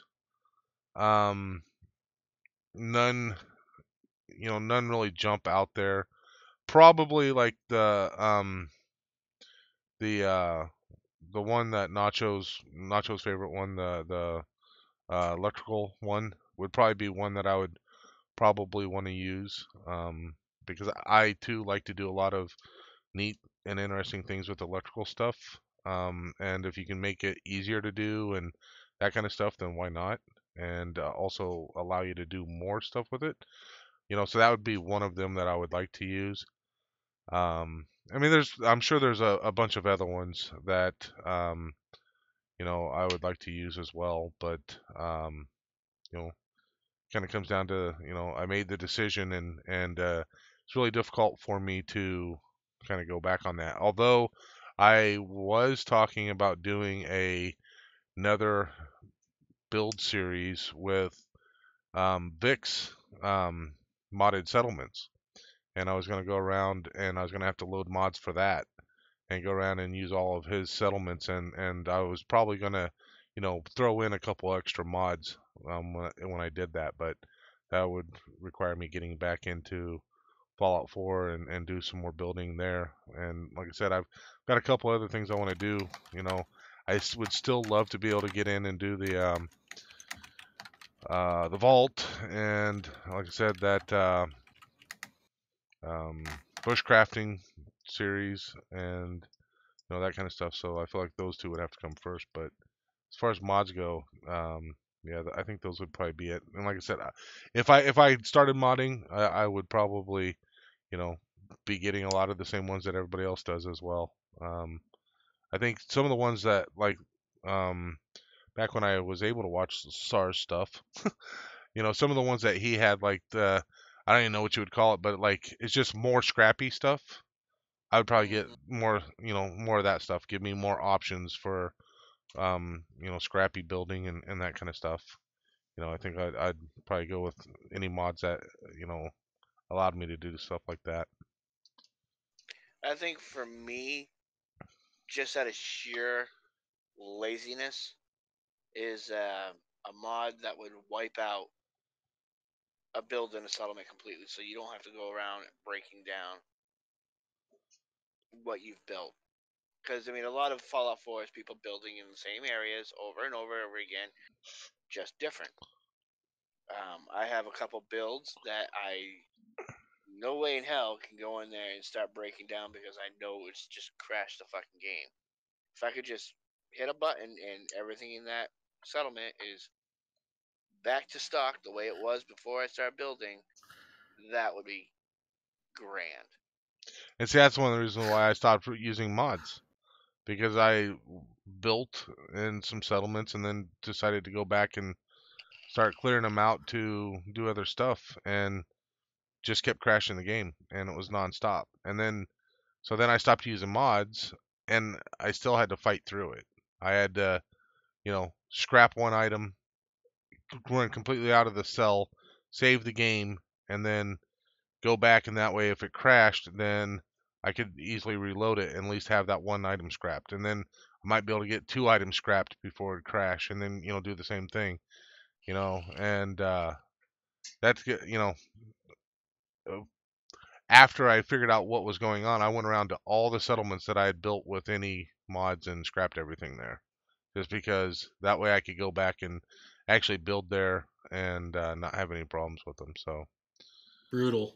yeah, it was absolutely horrible. Because like when I was using mods, I had just really started building, and as I'm sure none of us when we first started building were excellent builders. And so the stuff that I built was nowhere near the crappy quality that I have now. It was ultimate shit quality then. So I've moved up to Mm. just crappy now. So the in order to do that, I obviously you have to learn a lot, and you do the one settlement, like, man, that's horrible. I got to start something new and different there. And yeah, you fight through it and all that kind of stuff. I just couldn't stand it. I couldn't deal with that crap.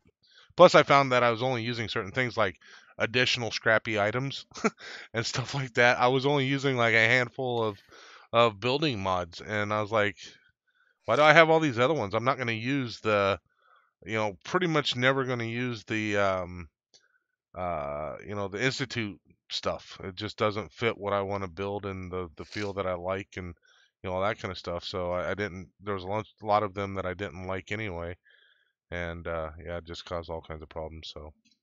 See, you know what? I thought that too. That I would never use any of the institute stuff, but then I built a Brotherhood of Steel settlement, and a lot of the technology from the institute fitted in the Brotherhood of Steel build. So Fergie asked us about a least favorite place to build. Oh, And that's easy. Hey, oh Mark yeah. Jackson. For me, anyway, that's easy. Coastal Cottage. I hate that place. But that one, that is purely based on not having mods. If you have mods, you can build there much easier. It's absolutely horrid to build there as a vanilla builder because there's so many things that you just have to fight around and everything like that. So yeah, that one is an easy one. I would rather be limited like at the airport or the Mechanist layer and stuff like that on what I can build than to build there and have to constantly fight every damn thing you want to do. Uh, for me, it would have to probably be home plate. But then again, I've never really built there for the fact of it is just a decoration build, pretty much. Except for Denise's build, Phoenix, who did a phenomenal job of making that place look like a completely new place. Yeah, Shell, you're right. I have a mod, or I used a mod called A Touch of Green, and it added a little bit of green vegetation, turned all the grass green, and gave me some green stuff around and whatnot. All the little bushes and stuff were green instead of brown, and the razor grain's green, and all that kind of stuff. Even though I took that mod out, it still like must have rewrote the actual code and changed the color to green. So I have green still everywhere. So it's funny when I say, "Oh, it's a vanilla build." Well, why is everybody green or everything green? Well, that's because it was modded 4 years ago, and then when I took it out, it's still there. It's still vanilla build though. But yep, you are correct. So where's your least favorite place, Nacho? And you Tim never Pines Bluff. Tim's Pine Plus? That's a good one. I I like that one. I hated the build that I did there. I hated building there. I hated how small it was. I hated everything about it until I got mods, and then all of a sudden there were trees all over the place there, and I'm like, hey, this place looks awesome now. It's only Mr. Stronium here you say that. I was tempted to say the build that I did there was so terrible, but I have not deleted that video just because it's sometimes nice to go back and look and say like, I feel like I've come a long way and maybe like improve my skills since I built this place.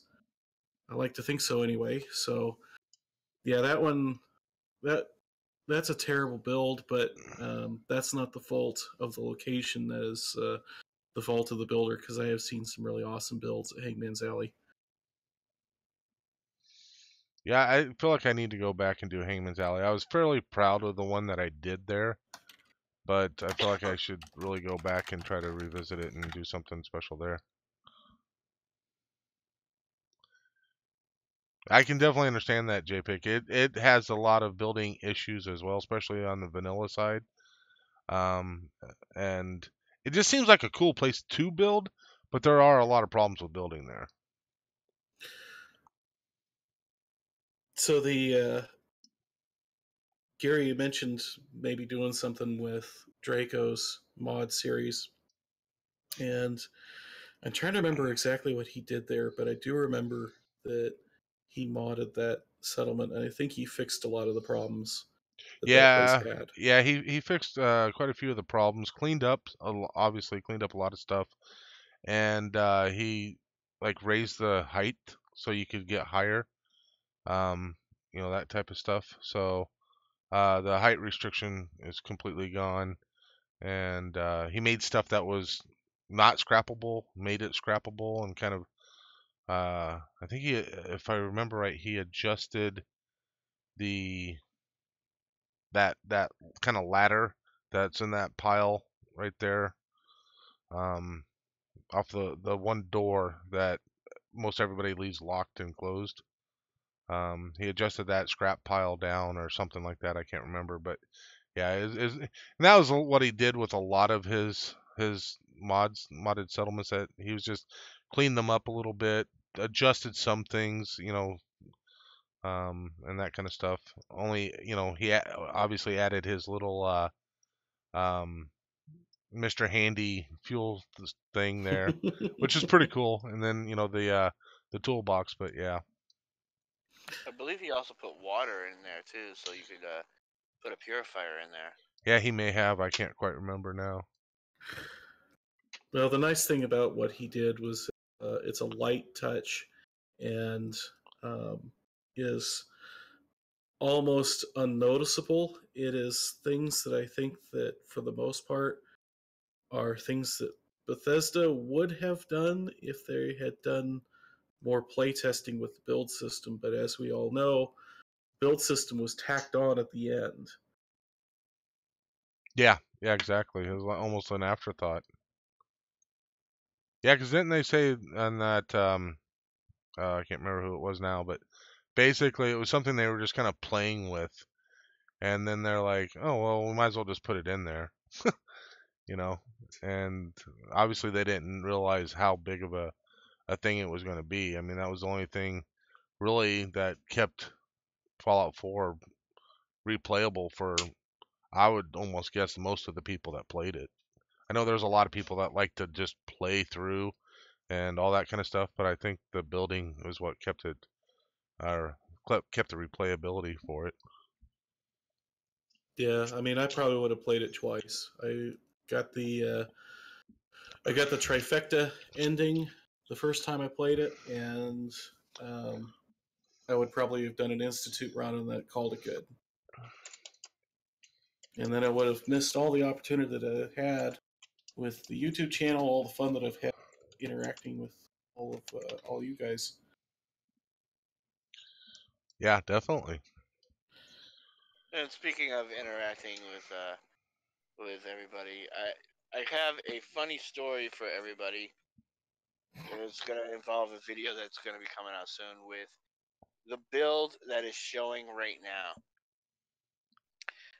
I popped in to see Nacho, and we spent a day testing his trap build, and I had put on a superhero outfit with a witch mask, and we would just walk up to unexpected people and try to entice them to come into his trap. And my God, it was so much fun. We were laughing our asses off for hours. It was a lot easier because this place is built right outside of Helvetia, so the Fastnacht event was going on. So whenever it was over, there would always be like a couple straggler players that you could walk up to and just kind of wave and say, "Come over here," and they would dummies that they were, they would follow us. We actually, the funniest part was I'm a level 124, and Nacho, you're pretty up there. You're not in the hundreds yet, but Nacho's a pretty high level character, I believe. We walked up to this level 8 guy, and he asked us for some help, and I kind of gave him that, like, I don't know what you're talking about, but follow me. And he reluctantly followed. And then we stopped at the door, and I kind of gave a, well, what is this place? And I opened up the door and did the follow me thing. And the guy walked in, and next thing you know, everything shuts behind him. Nicely, Nacho didn't have the whole trap activated at the time, but this guy, you could hear him panicking to get out of this building, because the doors would open up and all you would see is the flamethrowers, but they weren't going off. And finally, we let him out, and I give him this, the heart symbol, and he gives me the thumbs down symbol and walks up to me and punches my character in the face. That's awesome. And I'm like, are you stupid? Are you really initiating PvP? You're a level 8 and I'm a 124? So I shot him, and this guy kept coming back 5 or 6 times. And finally, around like the 7th or 8th time, after done killing him, and by the way, I wasn't the only one. Nacho killed him for shooting his cow. Well, justifiable. Right. Um, this guy would just stand just far enough that we could see him, but he wouldn't do anything. He would just watch us. It was almost like he looked like that kid that would follow the big kids around and go, "Can I play, please? Can I just hang out with you guys?" Oh, it was just too funny. It was like one of the funniest times I've ever had. And did you get it on video or not? I got most of it on video. I got me enticing him Nice. to come in a video, and then him punching me afterwards, and then me killing him. Then after that, I stopped recording. I will put out the video because it's part of my what not to do in Fallout 76 with your camps. That's awesome. And just another funny story about that video that's going to come out. Me and G4 were fucking around, and me and G4 and Nacho, we team up, a good amount whenever we can. And I will say, the one thing you should always do when you build a camp is what, Nacho? Lock your purifiers. That's right. I will go around to every purifier I find and take the water out. And me and G4 were walking by this camp, and it had like 3 or 4 purifiers out there, and all the doors are locked. And I'm like, oh, I'm going to take, see if this guy locked his water, and he did. And I'm like, oh shit. So we were looking around, and I noticed that he put a chair right next to the window inside his building, but everything was locked. So I'm like, well, gee, I wonder if the mechanics from Fallout 4 are just like the mechanics from Fallout 76. Sure enough, it gave me the option to sit. It pulled me through his doors. I got into his building without getting a wanton level out. Oh, nice. Did it like 3 or 4 times. Finally, the guy came back in the middle of me and G4 doing it, and he left. He left the server right in the middle of us breaking into his place because he didn't want us to do anything to his camp. That's too And funny. I have that on tape. I'm gonna put with Nacho's trap camp. Nice. So this thing was a ton of fun, not because trolling people is all that much fun, and it turns out I'm really bad at it. That same night that Mikey and I were messing with that guy, I forgot to leave. I forgot to lock the door upstairs, and that meant that I had a stranger upstairs with all of my very expensive stuff and access to a switch that had very neatly labeled "kill." And he started flipping it. I'm like, oh god, oh, no, because every time those flamethrowers go off, it's incredibly expensive to repair, which is why I don't normally even set the trap off on people. I just let them walk inside, see all the flamethrowers, kind of crap their pants, and then I'll just let them out. Yeah. So yeah, that guy got in, and it's like, oh, I feel dumb. I'm really bad at this. That guy was annoying too because he kept setting it off. Nacho would repair it and he would set it off again. Yeah. So I had a guy just today come up, and I was in camp and just cooking some stuff and trying to get well rested and getting ready to head back out again. And this guy, I hear my siren go off. It's like, okay, somebody's in the trap, and I go downstairs and let this guy out. And he seemed pretty cool, so I talked to him a little bit and gave him a tour. And he was like a level 10, and I'm like, how you doing for armor? And he had some plans that I did not have, which is really surprising that a level 10 would have anything that I didn't have. It's like, I really want to buy those plans from you. I'll make you some armor. Let me see what you've got. And he and so he just dropped everything. Like, he dropped every piece of armor and his guns and everything. And I'm like, I could log out right now and really screw this guy. Yeah, no kidding. It's like, you should not trust people, man. Like, Yeah, that's hilarious. so, Wow. Right, he's lucky he ran into you and not somebody else. so JPEG, that is in fact what I did. I got into build mode and um, disconnected some wires. And Mark, the thing about this one was that I wanted to. He triggered traps to roast his own cow. Why would you do that? I wanted to something that I wanted to see if I could make something that would kill people when it wasn't even there. Because I saw a lot of YouTube videos like, I built a trap base and I stand around all day and wait for someone to come by and then I set it off and kill them. It's like, that sounds really boring, standing around my base all day. Like, I wanna be able to kill people and not even be there.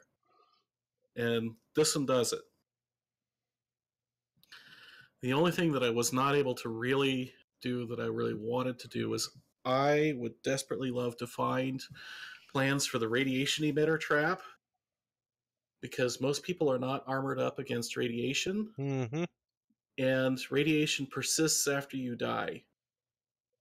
Oh, it So does. it's like the ultimate dick move is, you Yeah. kill them, and if they want to get back in, they have to break the door to get their junk, which makes them wanted, and they have to spend caps to respawn somewhere. And oh, by the way, if you're running low on radiation medicine, fuck you too. Yeah. It's like, That's pretty awesome. Talk about ultimate trolling. but I can't find the damn radiation emitter plans. I think they've been taken out of the game because every forum post that I've been able to find has said buy them from Graham, and I have encountered Graham 6 or 7 times since I started looking for those things, and I just was not like, he never has them.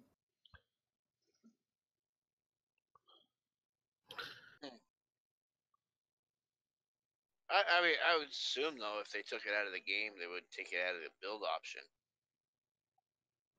I don't know, because just like stuff from the Atom Shop that is no longer available, Atom Shop is still available in the build menu. I think that they don't necessarily want to punish people that got those things early. Just a supposition on my part. If anybody in chat knows where to get those plans, I would love to hear about it. If anybody on Xbox has those plans and would like to sell them, I will buy you a big pile of caps for them. And JPEG, I cannot wait to watch you play 76.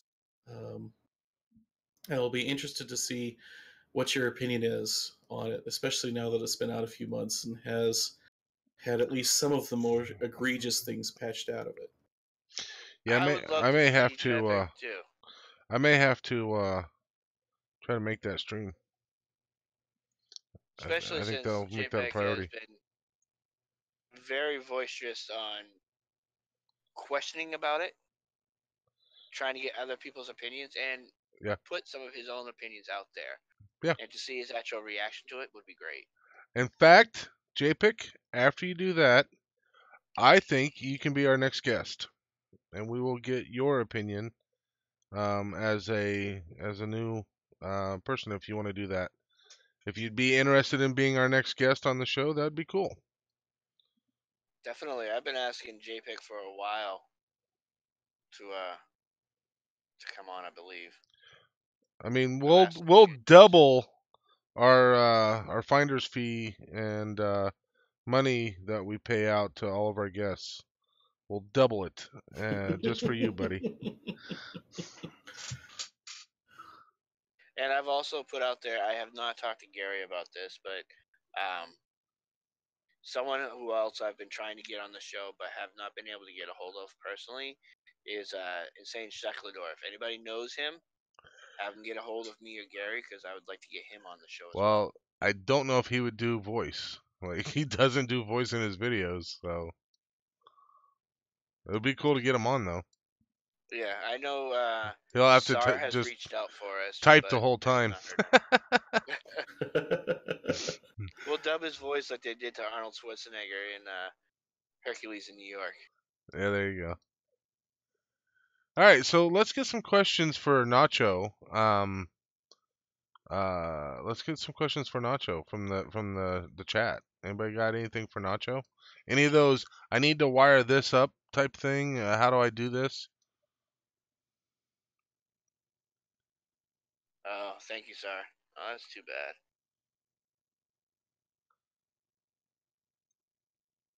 Any question at all. You can even ask him his underwear size, boxer briefs, commando.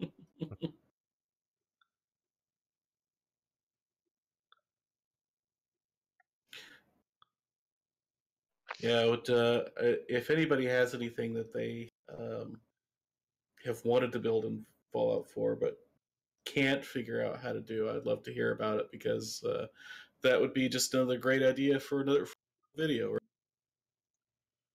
Right, right. I think My that's one of guilt. the very challenging things about 76 too with the electrical is the fact, or not just electrical, but like all the building stuff. Like you're like, dude, I'm just gonna build the shit out of stuff in 76. Then you're like, crap, I only have plans for like this one type of wall and this one chair, and do I even have a bed? You know, you're just like, holy cow. So I actually kind of like the fact that it takes you a while to learn all that stuff because it's kind of it's almost like Bethesda watched my Evolution of a Settlement challenge and went, well, fuck it, let's put that in 76. So Vault Girl would like to know, what is your guilty pleasure game, Nacho? I don't know that I have a guilty pleasure game because I am kind of shameless when it comes to gaming. Leisure Suit Um, Larry. there's really not been anything that there's been games that I don't like, but nothing that I'd say like I'm ashamed that I played this game. Um, I don't know. I play too much solitaire on my phone. What Solitaire on your about phone. what about you That's guys? Do you hilarious. have a guilty pleasure game? Um, no, I don't. I I'm Uh, I'm like one of the most boring gamers around because I like play the shit out of one game for as long as possible, and even well after everybody else is tired of playing it, I keep playing it, type of thing. So I don't play a lot of different games. So,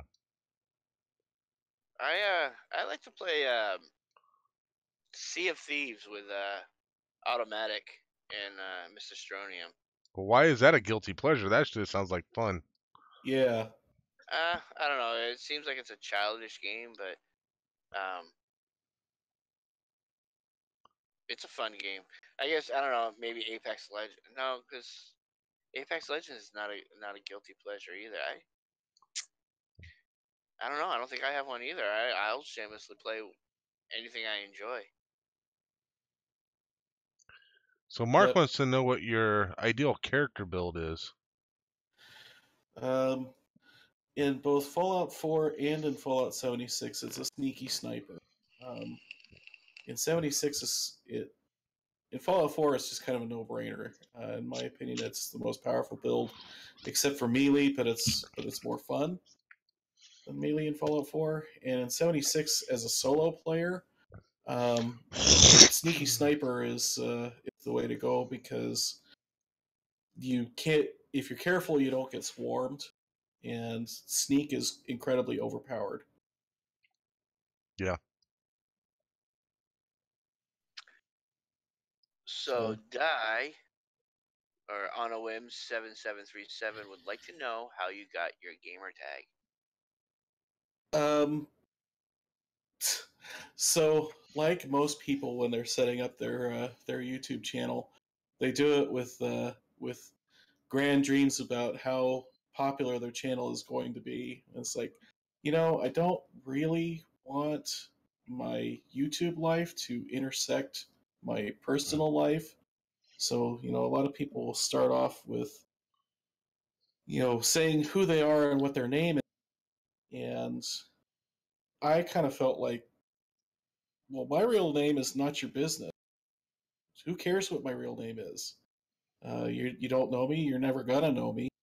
So that's where it came from. It's the punchline to an old joke, and also just kind of how I felt about what saying what my name was. It's not your business.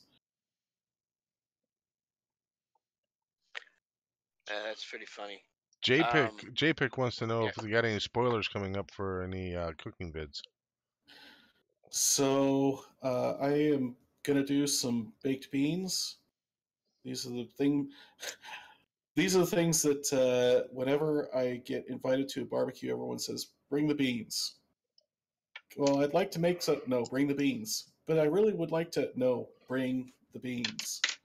So it's my famous baked beans, and then I am going to experiment a little bit with some taco burgers. See if I can make those come out. That sounds Because good. somebody was talking about taco burgers and saying they had no idea what they and had never heard of them. I'm like, all right, I love me a good taco burger, so. That sounds. Oh, I can't wait for that one. Mark would like to know: have you ever been griefed for your caps? No, I have been griefed for my workshop. Um, there's been a couple of times when in game where I have claimed a workshop and spent a lot of resources building resource collectors because I needed whatever that workshop had to offer, and then another player would come in and take it, and that can be very frustrating because even though there's a lot of resources to use in those workshops, when you take them over, you can't really build all the resource place and all the locks and everything else without spending some of your own resources. So it's like, I heavily invested in getting this place, and and then it's just gone. Mm-hmm. Had that happen. And Gary, not to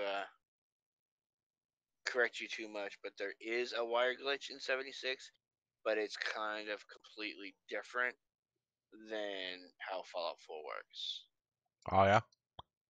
There is the unlimited wire glitch, where you can get it through walls, but you have to either place it on a poster, your conduit on a poster, or a rug. You move it a couple times, right, very small, and then you can put it wherever you want. right. Yeah, that kind of makes sense. Well, I know Mark loves doing PvP and griefing people. Do you like doing PvP at all, Nacho, or have any plans to go into that server? Not really. There's been times when it's been infinitely satisfying. I did a tutorial video on how to build this base that I have not released yet. And I did it at a public workshop. I did it at one that nobody ever bothers taking over. And somebody decided that they were going to take it from me.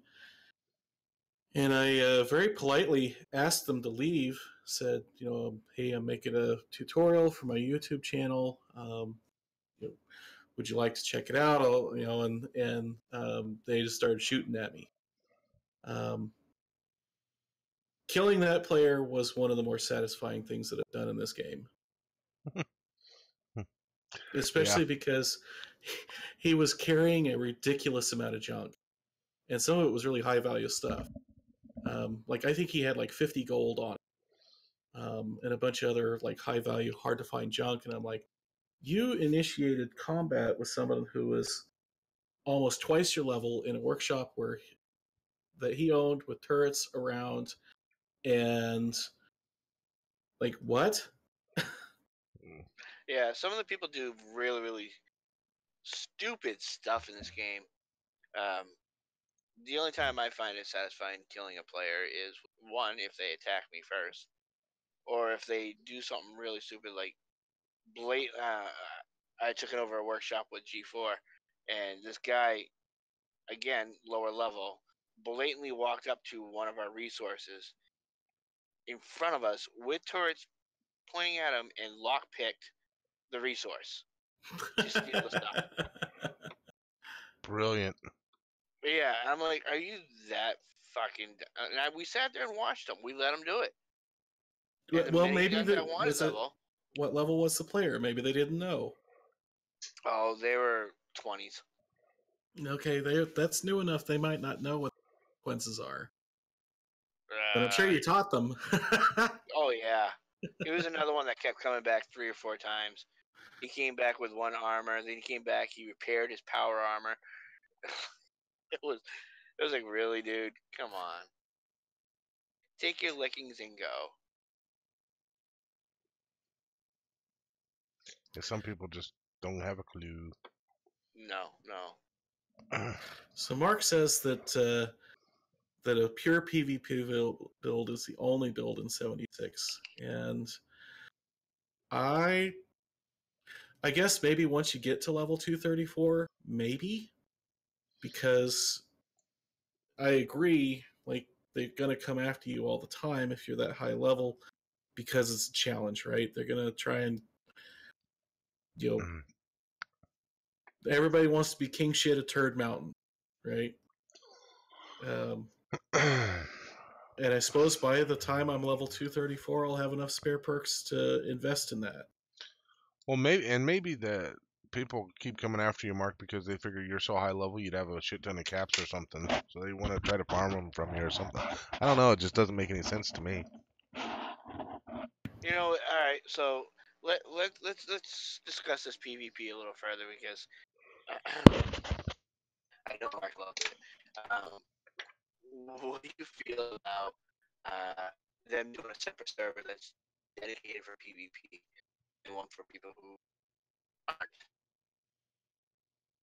Do you think it's a great idea? Do you think it's wasted effort that maybe they should have fixed something else first, or is it worth having a PvP only server with all the same features as a regular? It's just better randomification.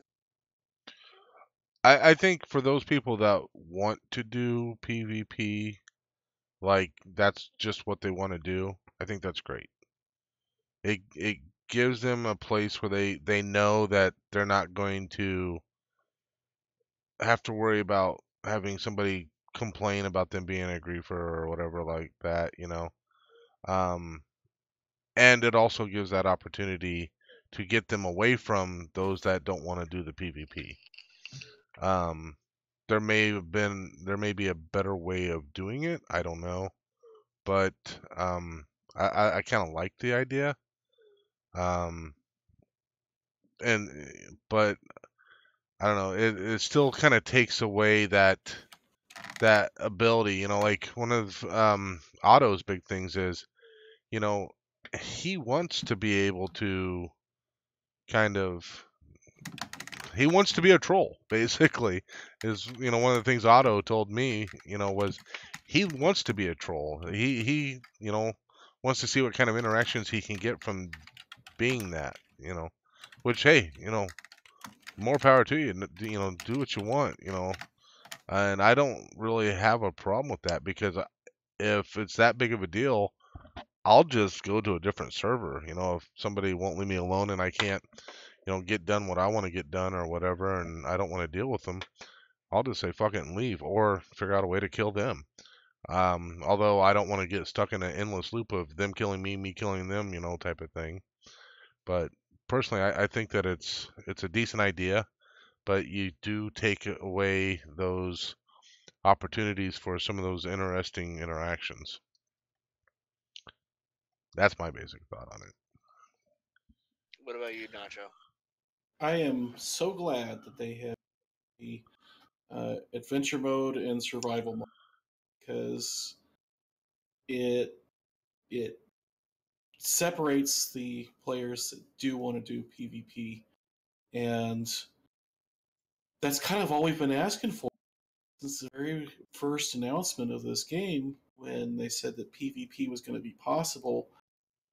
You're taking what's been traditionally a solo franchise and forcing people into PvP, and the player base revolted.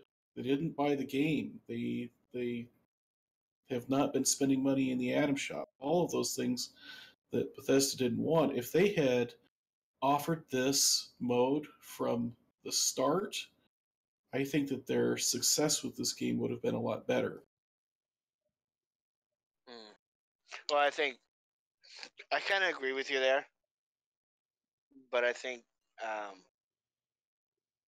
what fucked them royally is their advertising um, department and their promises for some things and not producing that. I think that's what shot them in the foot. But I also agree with what you said about people wanting to be able to play and not be grieved, and if they would have done this from the beginning, it would have been more successful. But in saying that, and this is probably not going to be popular or what I'm going to say next. I like PvP, but I don't. Okay, and this is my thought, and I've said this to a few people. This is Fallout. I don't play Fallout to PvP. Okay, if I want to do PvP, I'll play an arena game. I'll play Call of Duty. I'll play Apex Legends. I'll even play freaking Fortnite. Um, I play Fallout for the Fallout experience. But in saying that, I'm going to completely contradict myself, saying this also gives the player a chance to be that raider, which is what some people wanted. You got Fallout 4 where you're the good guy, and they gave you the DLC where you kind of be a raider, but the ramifications are you lose your settlement. If you want to be a total asshole in the game, you have that ability now by going to people's settlements, destroying it, killing them, stealing whatever you can from them. So I mean, it's hard for me to say if I like it or not. Well, it certainly adds a level of tension to every encounter with another player. When you walk up to someone and you wonder, is this person going to be cool? Is this person going to be a jerk? Right. This it gets your adrenaline going. That it makes you approach people cautiously, and that is something that I actually like. Right. I But mean, if you if I go to really the wanted to play a PvP game, I would play a game that was good at PvP. This game does not. That's the thing. If you want to play PvP, you play a game that's really designed about PvP. This was really designed to create some interesting interactions and to give you that aspect, like you said. You have to be cautious when you come up to somebody. Are they going to be cool or not? So I think right. a touch of PvP is cool, but to to put it in a way to make it in a way that it's almost like they're trying to be a PvP game, I think is kind of bad. Right. I mean, I get the whole, in a real post-apocalyptic world, you're gonna approach somebody and you don't know if he's gonna trade with you, rob you, or enslave you, or just kill you. And I get that part of it, and I think that's cool. But again, there's too many factors in the PvP in this game. Like, somebody with Marsupio and then Bird Bones, and if they're on a team with somebody, then you have stranger numbers in there. And I showed Nacho the other day exactly what stranger numbers does. If you have, with Bird Bones, I literally floated in the air going around. Now, if you're PvP with somebody who's floating around like Peter Pan and he's got an explosive weapon, and you don't, you're fucked.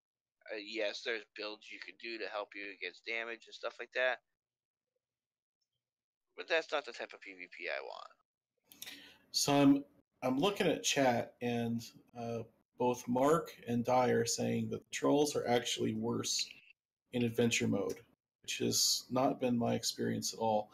I am curious how or why, because with the removal of slap damage, how are they even like how are they even engaging with it?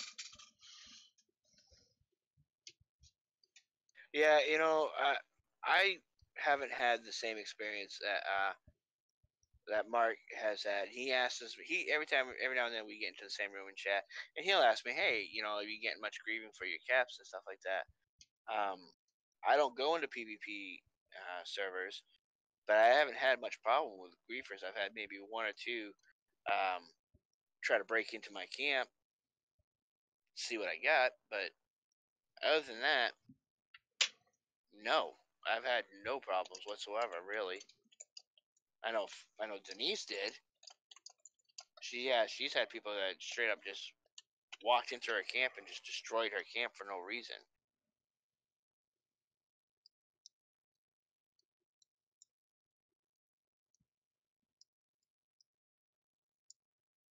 In survival, you only lose 25% of your caps.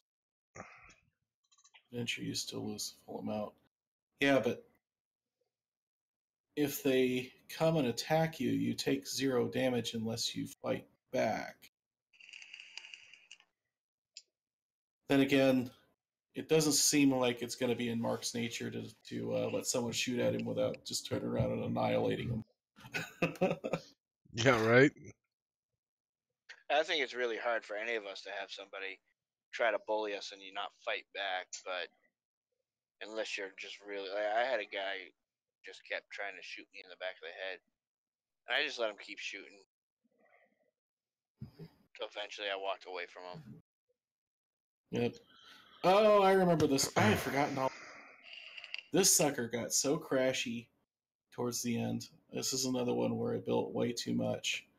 But the secret lab with the hidden floor in that building, I was kind of proud of that one. Like you can't really tell that it's there, but there is a at the end of the video. There's like a room. So I find that looking at my numbers, it's I always put the best part of the video at the very end, right? And maybe I should stop doing that because looking at the numbers, people clearly get bored of my rambling on before videos end, which means that the vast majority of people haven't even seen like the coolest stuff that I've done. Yeah, I can see why you leave it at the end. I mean, it's the grand finale. It's Yeah. the best part. You gotta leave it for the end. It's like surprise. Yeah, yeah, and that's the thing. Like, so if you put it in, then what's the rest of the video? It's just a letdown. Yeah. Yeah. Exactly. Now, when you make a video, do you go by the rule of 10? Or is it just as long as? Well, I know for you record on Xbox, so you can only do 10 minutes at a time. But do you generally try to make your videos only 10 minutes long, or? No, I actually I play on Xbox, but I have an Elgato, so I can record to a laptop for as long as I want, um, and it. So no, I just record for however long it takes me to say what I wanted to say. Generally, in Fallout 4, I was always telling a story. Like this, the story of this settlement was that it was that it's a it's a botany lab, and no one really knows why. That like clearly the experiment has gone a little bit too well in this greenhouse here, and um, as the story progresses, I eventually reveal that the guy that is here was essentially an institute scientist that was a renegade. He'd been essentially booted from the institute because he was actually interested in helping the wasteland and not redefining mankind, but instead trying to serve mankind. And so, like many tenured professors in universities, which of course is where the institute got its start, they're practically impossible to fire, right? But you can shuffle them off to a job that you think that they won't like, so that hopefully they will quit. So that was the story behind this place, and so that's why it's just kind of like however long the video needs to be, because I I usually in Fallout 4 tried to do like a daytime video where I had kind of like a cool little thing at the end, and then a nighttime video that had the really cool thing at the end. And wow, look at me whip that camera around. It's a bit rough. Yeah, sorry about that. I think we've all been pretty guilty of. I mean, shit. I couldn't even tell you how many times I've done it. Yeah, I have a tendency to look at the ground more often than look up when I do my filming, and it's a very bad habit. So, when you write these stories, do you script it out first? Do you come up with the storyline and then the build? Do you come up with the build, then the story, and then just write it down, or you just do it like off the top of your head? So the story idea comes first. Then the build comes that helps show, not tell that story, and um, and then last is the narration, which I just do live while I'm filming. I don't try and do voiceovers later. I hate doing voiceovers later. So do It's so, to me, it feels fake, and so many times it sounds fake. You know what I mean? It just I I don't feel natural doing it. And if you don't get it timed down right, because I've had to do it, I've created some technical videos for work and created a YouTube channel for our work to share some videos with clients and stuff like that. And so many times, like, the audio would be kind of jacked up, so I've had to go back and do voiceover on the audio, and I had to literally go through and like map out the times on the videos so I could kind of know, okay, this is what I have to fill in. And like, it took me probably 5 times longer, if not more than that, to figure out the script and figure out exactly what I had to say, when I had to say it, and everything else, than it would have been for me to just go in there and re-record the whole damn thing. And that's just horrible. Like, it was just way too much effort, and so sometimes, like, for those, I just started kind of writing down like a like an outline type of thing, make sure I talk about these things or whatever. But like with my gaming videos, yeah, I just, most of the time on my stuff I try to, be in character, so to speak, because I'm trying to role play a little bit about it or whatever. So, I just try to flow from there, and I use whatever the NPCs are saying to me and stuff to kind of build off of and whatnot. But yeah, doing a script is just horrible. Yeah. I don't do scripts, but obviously, Gary, you've never watched one of my videos because they're all voiced over, including my cooking one. I know yours are voiced over, and I've been wanting to talk to you about that because you need to work on those, buddy. I can't help it. It's the only way it's the only way I can do my recording is doing voiceovers. Yeah, I know you had some issues with your audio and on your recordings and stuff. So I mean, I can understand if you have to do it, but for me personally, I don't like it, and I know some people pull it off really well. But I don't like to do it. It just doesn't work well for me. and it takes a long time to get it really kind of smooth and make it feel natural. And that's to me that's the big trick is you got to make it feel natural and not make it apparent that you're doing a voiceover. You know what I mean? Yeah. I will generally practice a video 2 or 3 times before I actually like hit the record button, um, and time those. And I do try to kind of pay attention and do my inadequate best not to ramble. I often fail, but um, yeah, that's my process is just trying not to do the voiceovers later. And I did not. I was not able to finish decorating this place because, well, the game started crashing. As happens with a lot of my settlements, I kind of wish that I was on PC because I could probably build this on a PC, but not on my poor little console.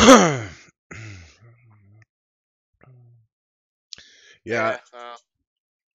I I, I know. ki- I kind of did the rehearsal thing like you were talking about too, Nacho.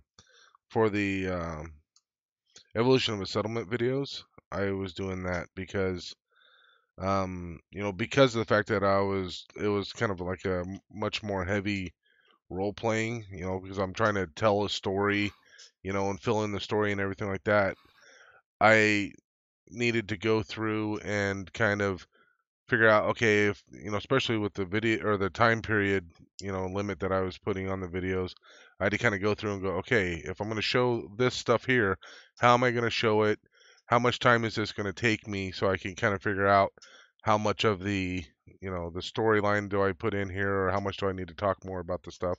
So yeah, rehearsing your walkthrough and kind of rehearsing what you're going to say, I think does help a lot. So that way, when you're actually doing it, it's not a voiceover, but um, you can feel more comfortable with what you're going to say and when you're going to say it, type of thing. Good lord, I already say and in my videos enough as it is. Yeah, Oh, and That would it's be you know, so much worse.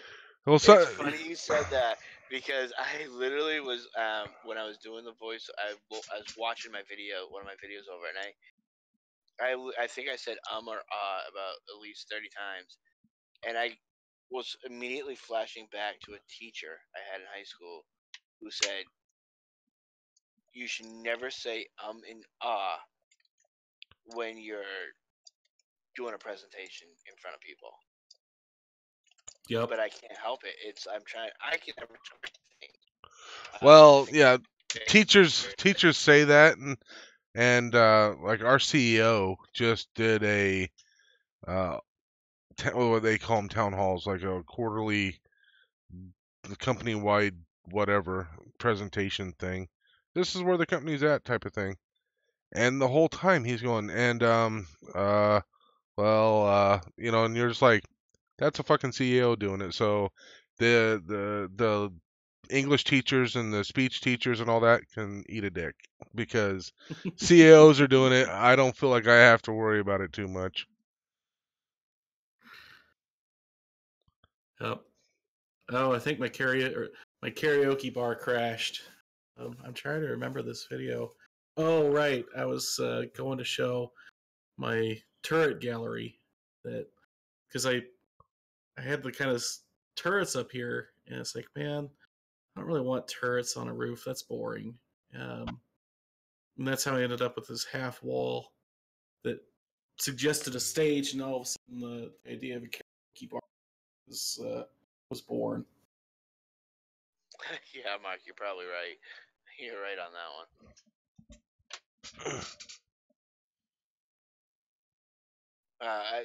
My last video, I really wish I didn't voice over, um, because Papa Quick Smoke did the cooking video with me, and he was explaining his recipes and what to do while I was recording, and he's really good at like giving instructions and stuff like that. But then I had my grandmother was blasting her fucking TV so fucking loud we could barely hear each other talking.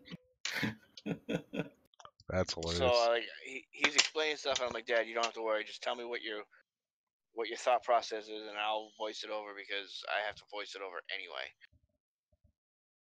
And at one point, when I was editing the video and turning down the volume, you can hear him turn around and go, "Will you turn the fucking TV down?" That's awesome. That is awesome. All right. Well, I have a hard stop here in about 9 minutes. So let's get some more questions in here, ladies and gentlemen. And while we're waiting for those questions, I am going to post up Nacho's YouTube channel link again. Now let's try to get him to. He's at 205. Let's try to get him to 280 in the next 2 months, guys. If you not subscribe to him now. Hell, I think everybody in chat is already subscribed to me. Let's recommend him to somebody who has not watched his videos. Let's get him some more subs. If you're subbed already, unsubscribe and resub. There we go. That makes sense. Yeah. I also threw Mikey's in there, so if you guys aren't subbed to Mikey, get out there and at least give him a chance and go have a look and see what you think of his stuff. So we have Nacho and Quick Smoke. Hit 500 by the end of the year. Where are you running at right now, Mikey? I am at 110. That is a damn shame. We got to get Mikey some more subs. Yeah, you got some growing to do, brother. Trying to hit people's streams more often, but I don't feel right all the time advertising my stuff a lot on somebody else's stream. I'm there mostly to support their stream, not mine. So, Gary, you're installing software now? It won't leave me alone. I'm sorry. Next thing you know, we're going to see advertising for dildos pop up.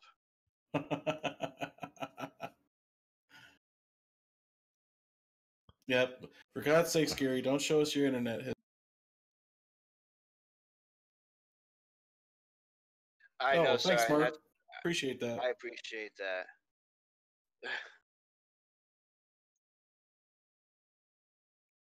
Hopefully, I'll have a build for your challenge soon. I'm still trying to figure out what I want to do and where I want to do it.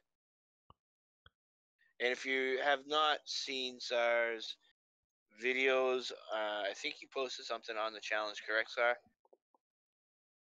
Check that out. That's going to be a fun challenge. Again, it's a 3-hour build for builds only. Decorate as much as you'd like. Yep. And hopefully we'll be able to have Gary throw out the challenge of build as much as you want, but you can only decorate. Yeah, decorate for 3 hours. Yeah. I don't know if I could bring myself to decorate for 1 hour. That's a tall order for me too. I try and I'm like get all dedicated and everything. I'm gonna do it this time, and then what usually happens is I get going and I'm like, that's good enough. Let's move on to the next room. Let's throw some shit down and let's go on. Like let's just get it done. I just don't like it. You know, JPEG, believe it or not, I have a shyness issue of going to people I don't know and talking to them. I think it comes from the fact that I tried to reach out to, this is my mistake. I reached out to a big YouTuber. We won't mention her name because she was a real bitch to me. Completely put me down, yelled at me, and cussed me out for asking for help on her channel. So I don't like to go to people I don't know. And that's why I don't like, I'll ask people I know, hey, do you mind if I throw this up on your channel real quick? And most people are really nice to say yes. But going to people I don't know, I'm a little shy about it. Wow, that's crazy. Because Mad Queen is why I have a channel in the place.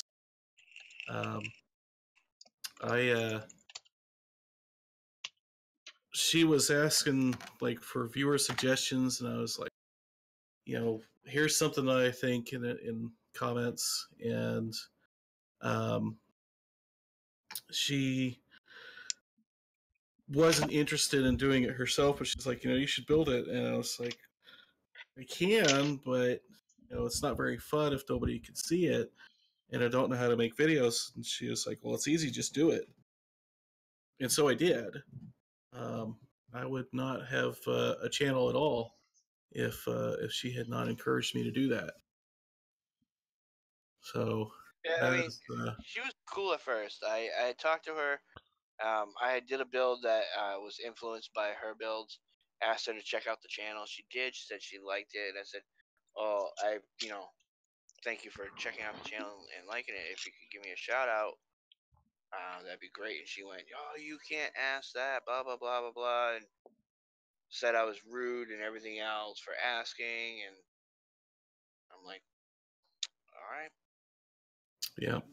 Well, I'm sorry to hear that. Um, and JPIC might have hit the nail on. Good person with a tall soapbox. Thank you, Di. I know I can. Thank you. Appreciate it. By the I mean, way, there has. I did put a link in the chat for SARS Trust Your Instincts challenge. So after everyone's done watching this, if you have not watched his video showing the rule set, be sure to go check that out. Yes. And also, check out JPix and Vault Girls cooking stuff. Uh, they strongly encourage all YouTubers to get involved and do a cooking video. I was very hesitant and tried not to for the longest time, but after watching Nachos and everybody else's, I finally got the courage to do one. I might do another. So I would check out their channels too, and they have playlists of people who've done cooking shows, cooking videos.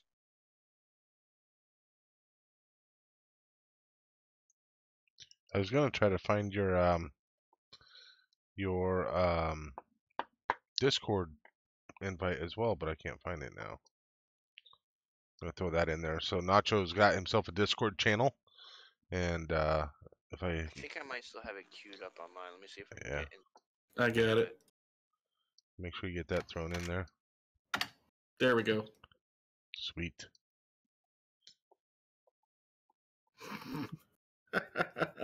JPIC. Are you putting it that? That's right. All credit to Dai for starting this whole cooking trend. I made chili. Wait, what? Now remember, Di, you're still supposed to do the one video where you're just gonna sit there and eat chili. That one's still got to be out there, and I can't remember what the reasoning was behind that one, but that was gonna be like the 1,000 sub celebration or some crap like that. That is true, Girl. I did. I put a challenge out to you, and I was the asshole who did not answer back on that challenge. I apologize for that. I challenged Girl on her show to do a recipe from the Fallout 4 cookbook, and I never answered back. No wonder you don't have any subs, Mikey. Jeez. I'm an asshole. I'm sorry. What a douche. But look what flowered from it. Right, exactly. Yeah, we got Vault Girl into videos and stuff. It's great. Hot dog and beans, that's right. God damn, I am so proud of you, Vault Girl. When she came on our show, she had less than 20 subs. And she has now surpassed me and has over 200 subs. Awesome. Hell, she's got 309. I guess that's what you get for making quality content consistently. That's the trick, right? Is that what you're supposed to do? Yeah. I know, like I broke all the basic rules of YouTube, right? I went on like a year-long hiatus and then made shit videos. Gee, I wonder why I don't have like a million subs. Oh dear Lord.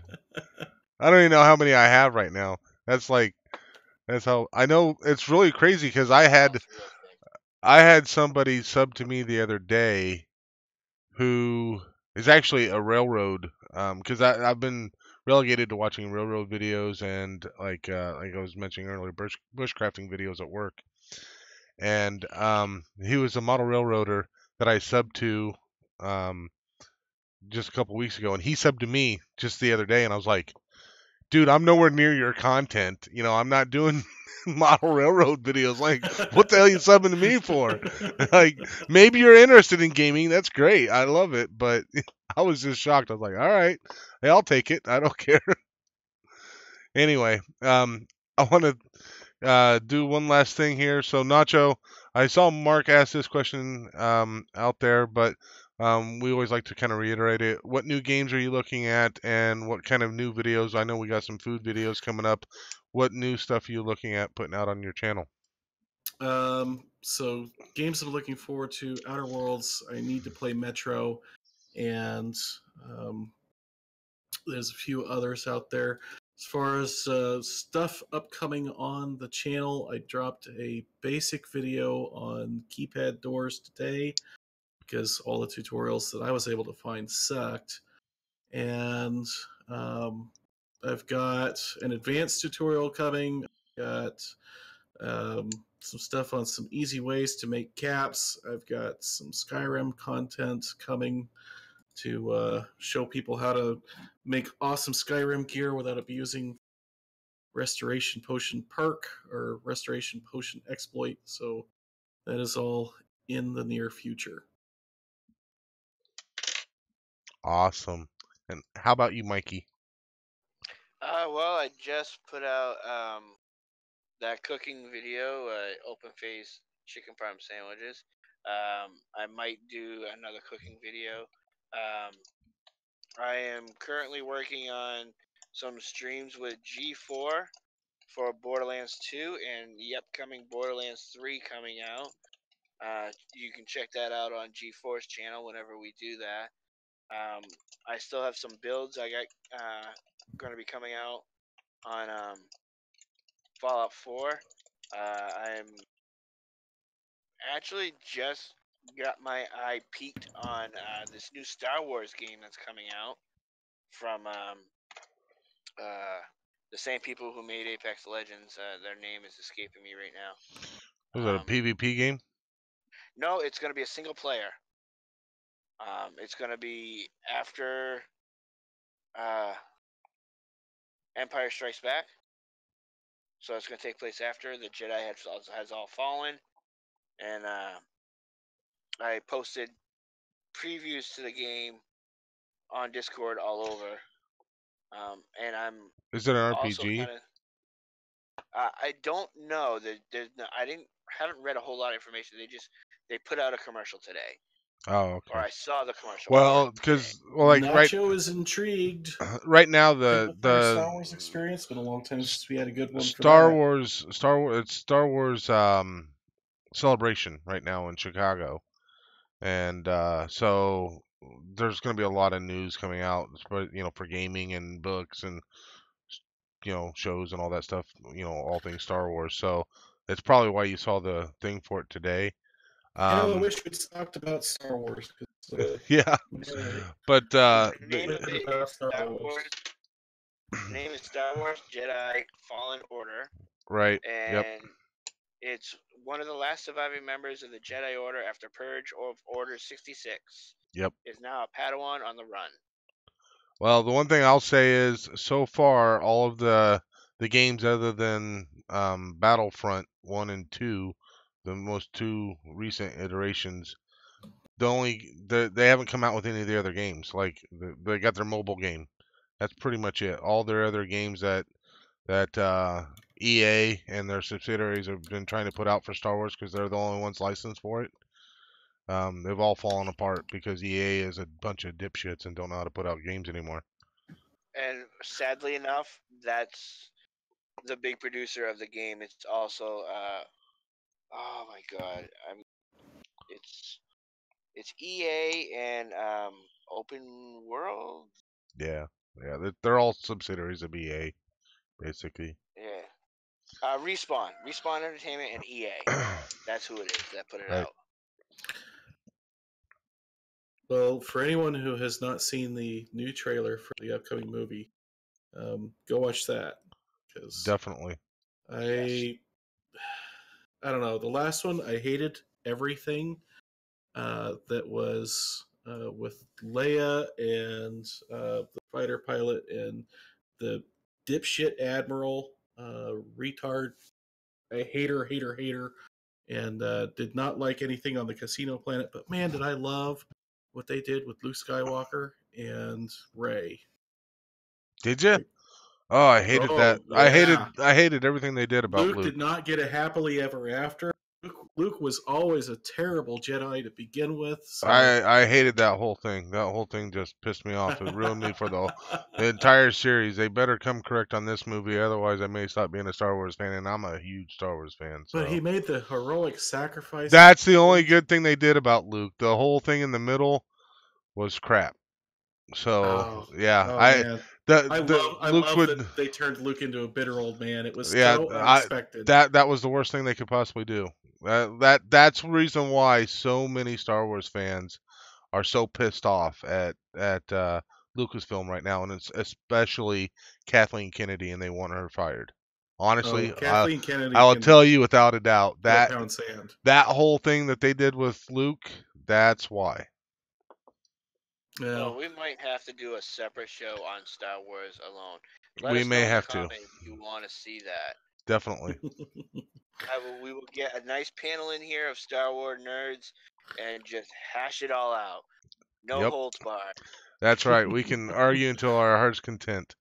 But I don't really have. I mean, I've already mentioned a couple times some of the stuff that I would like to have coming out. But as of right now, the trick is for me to get the time to do it. So I'll probably have the time this summer.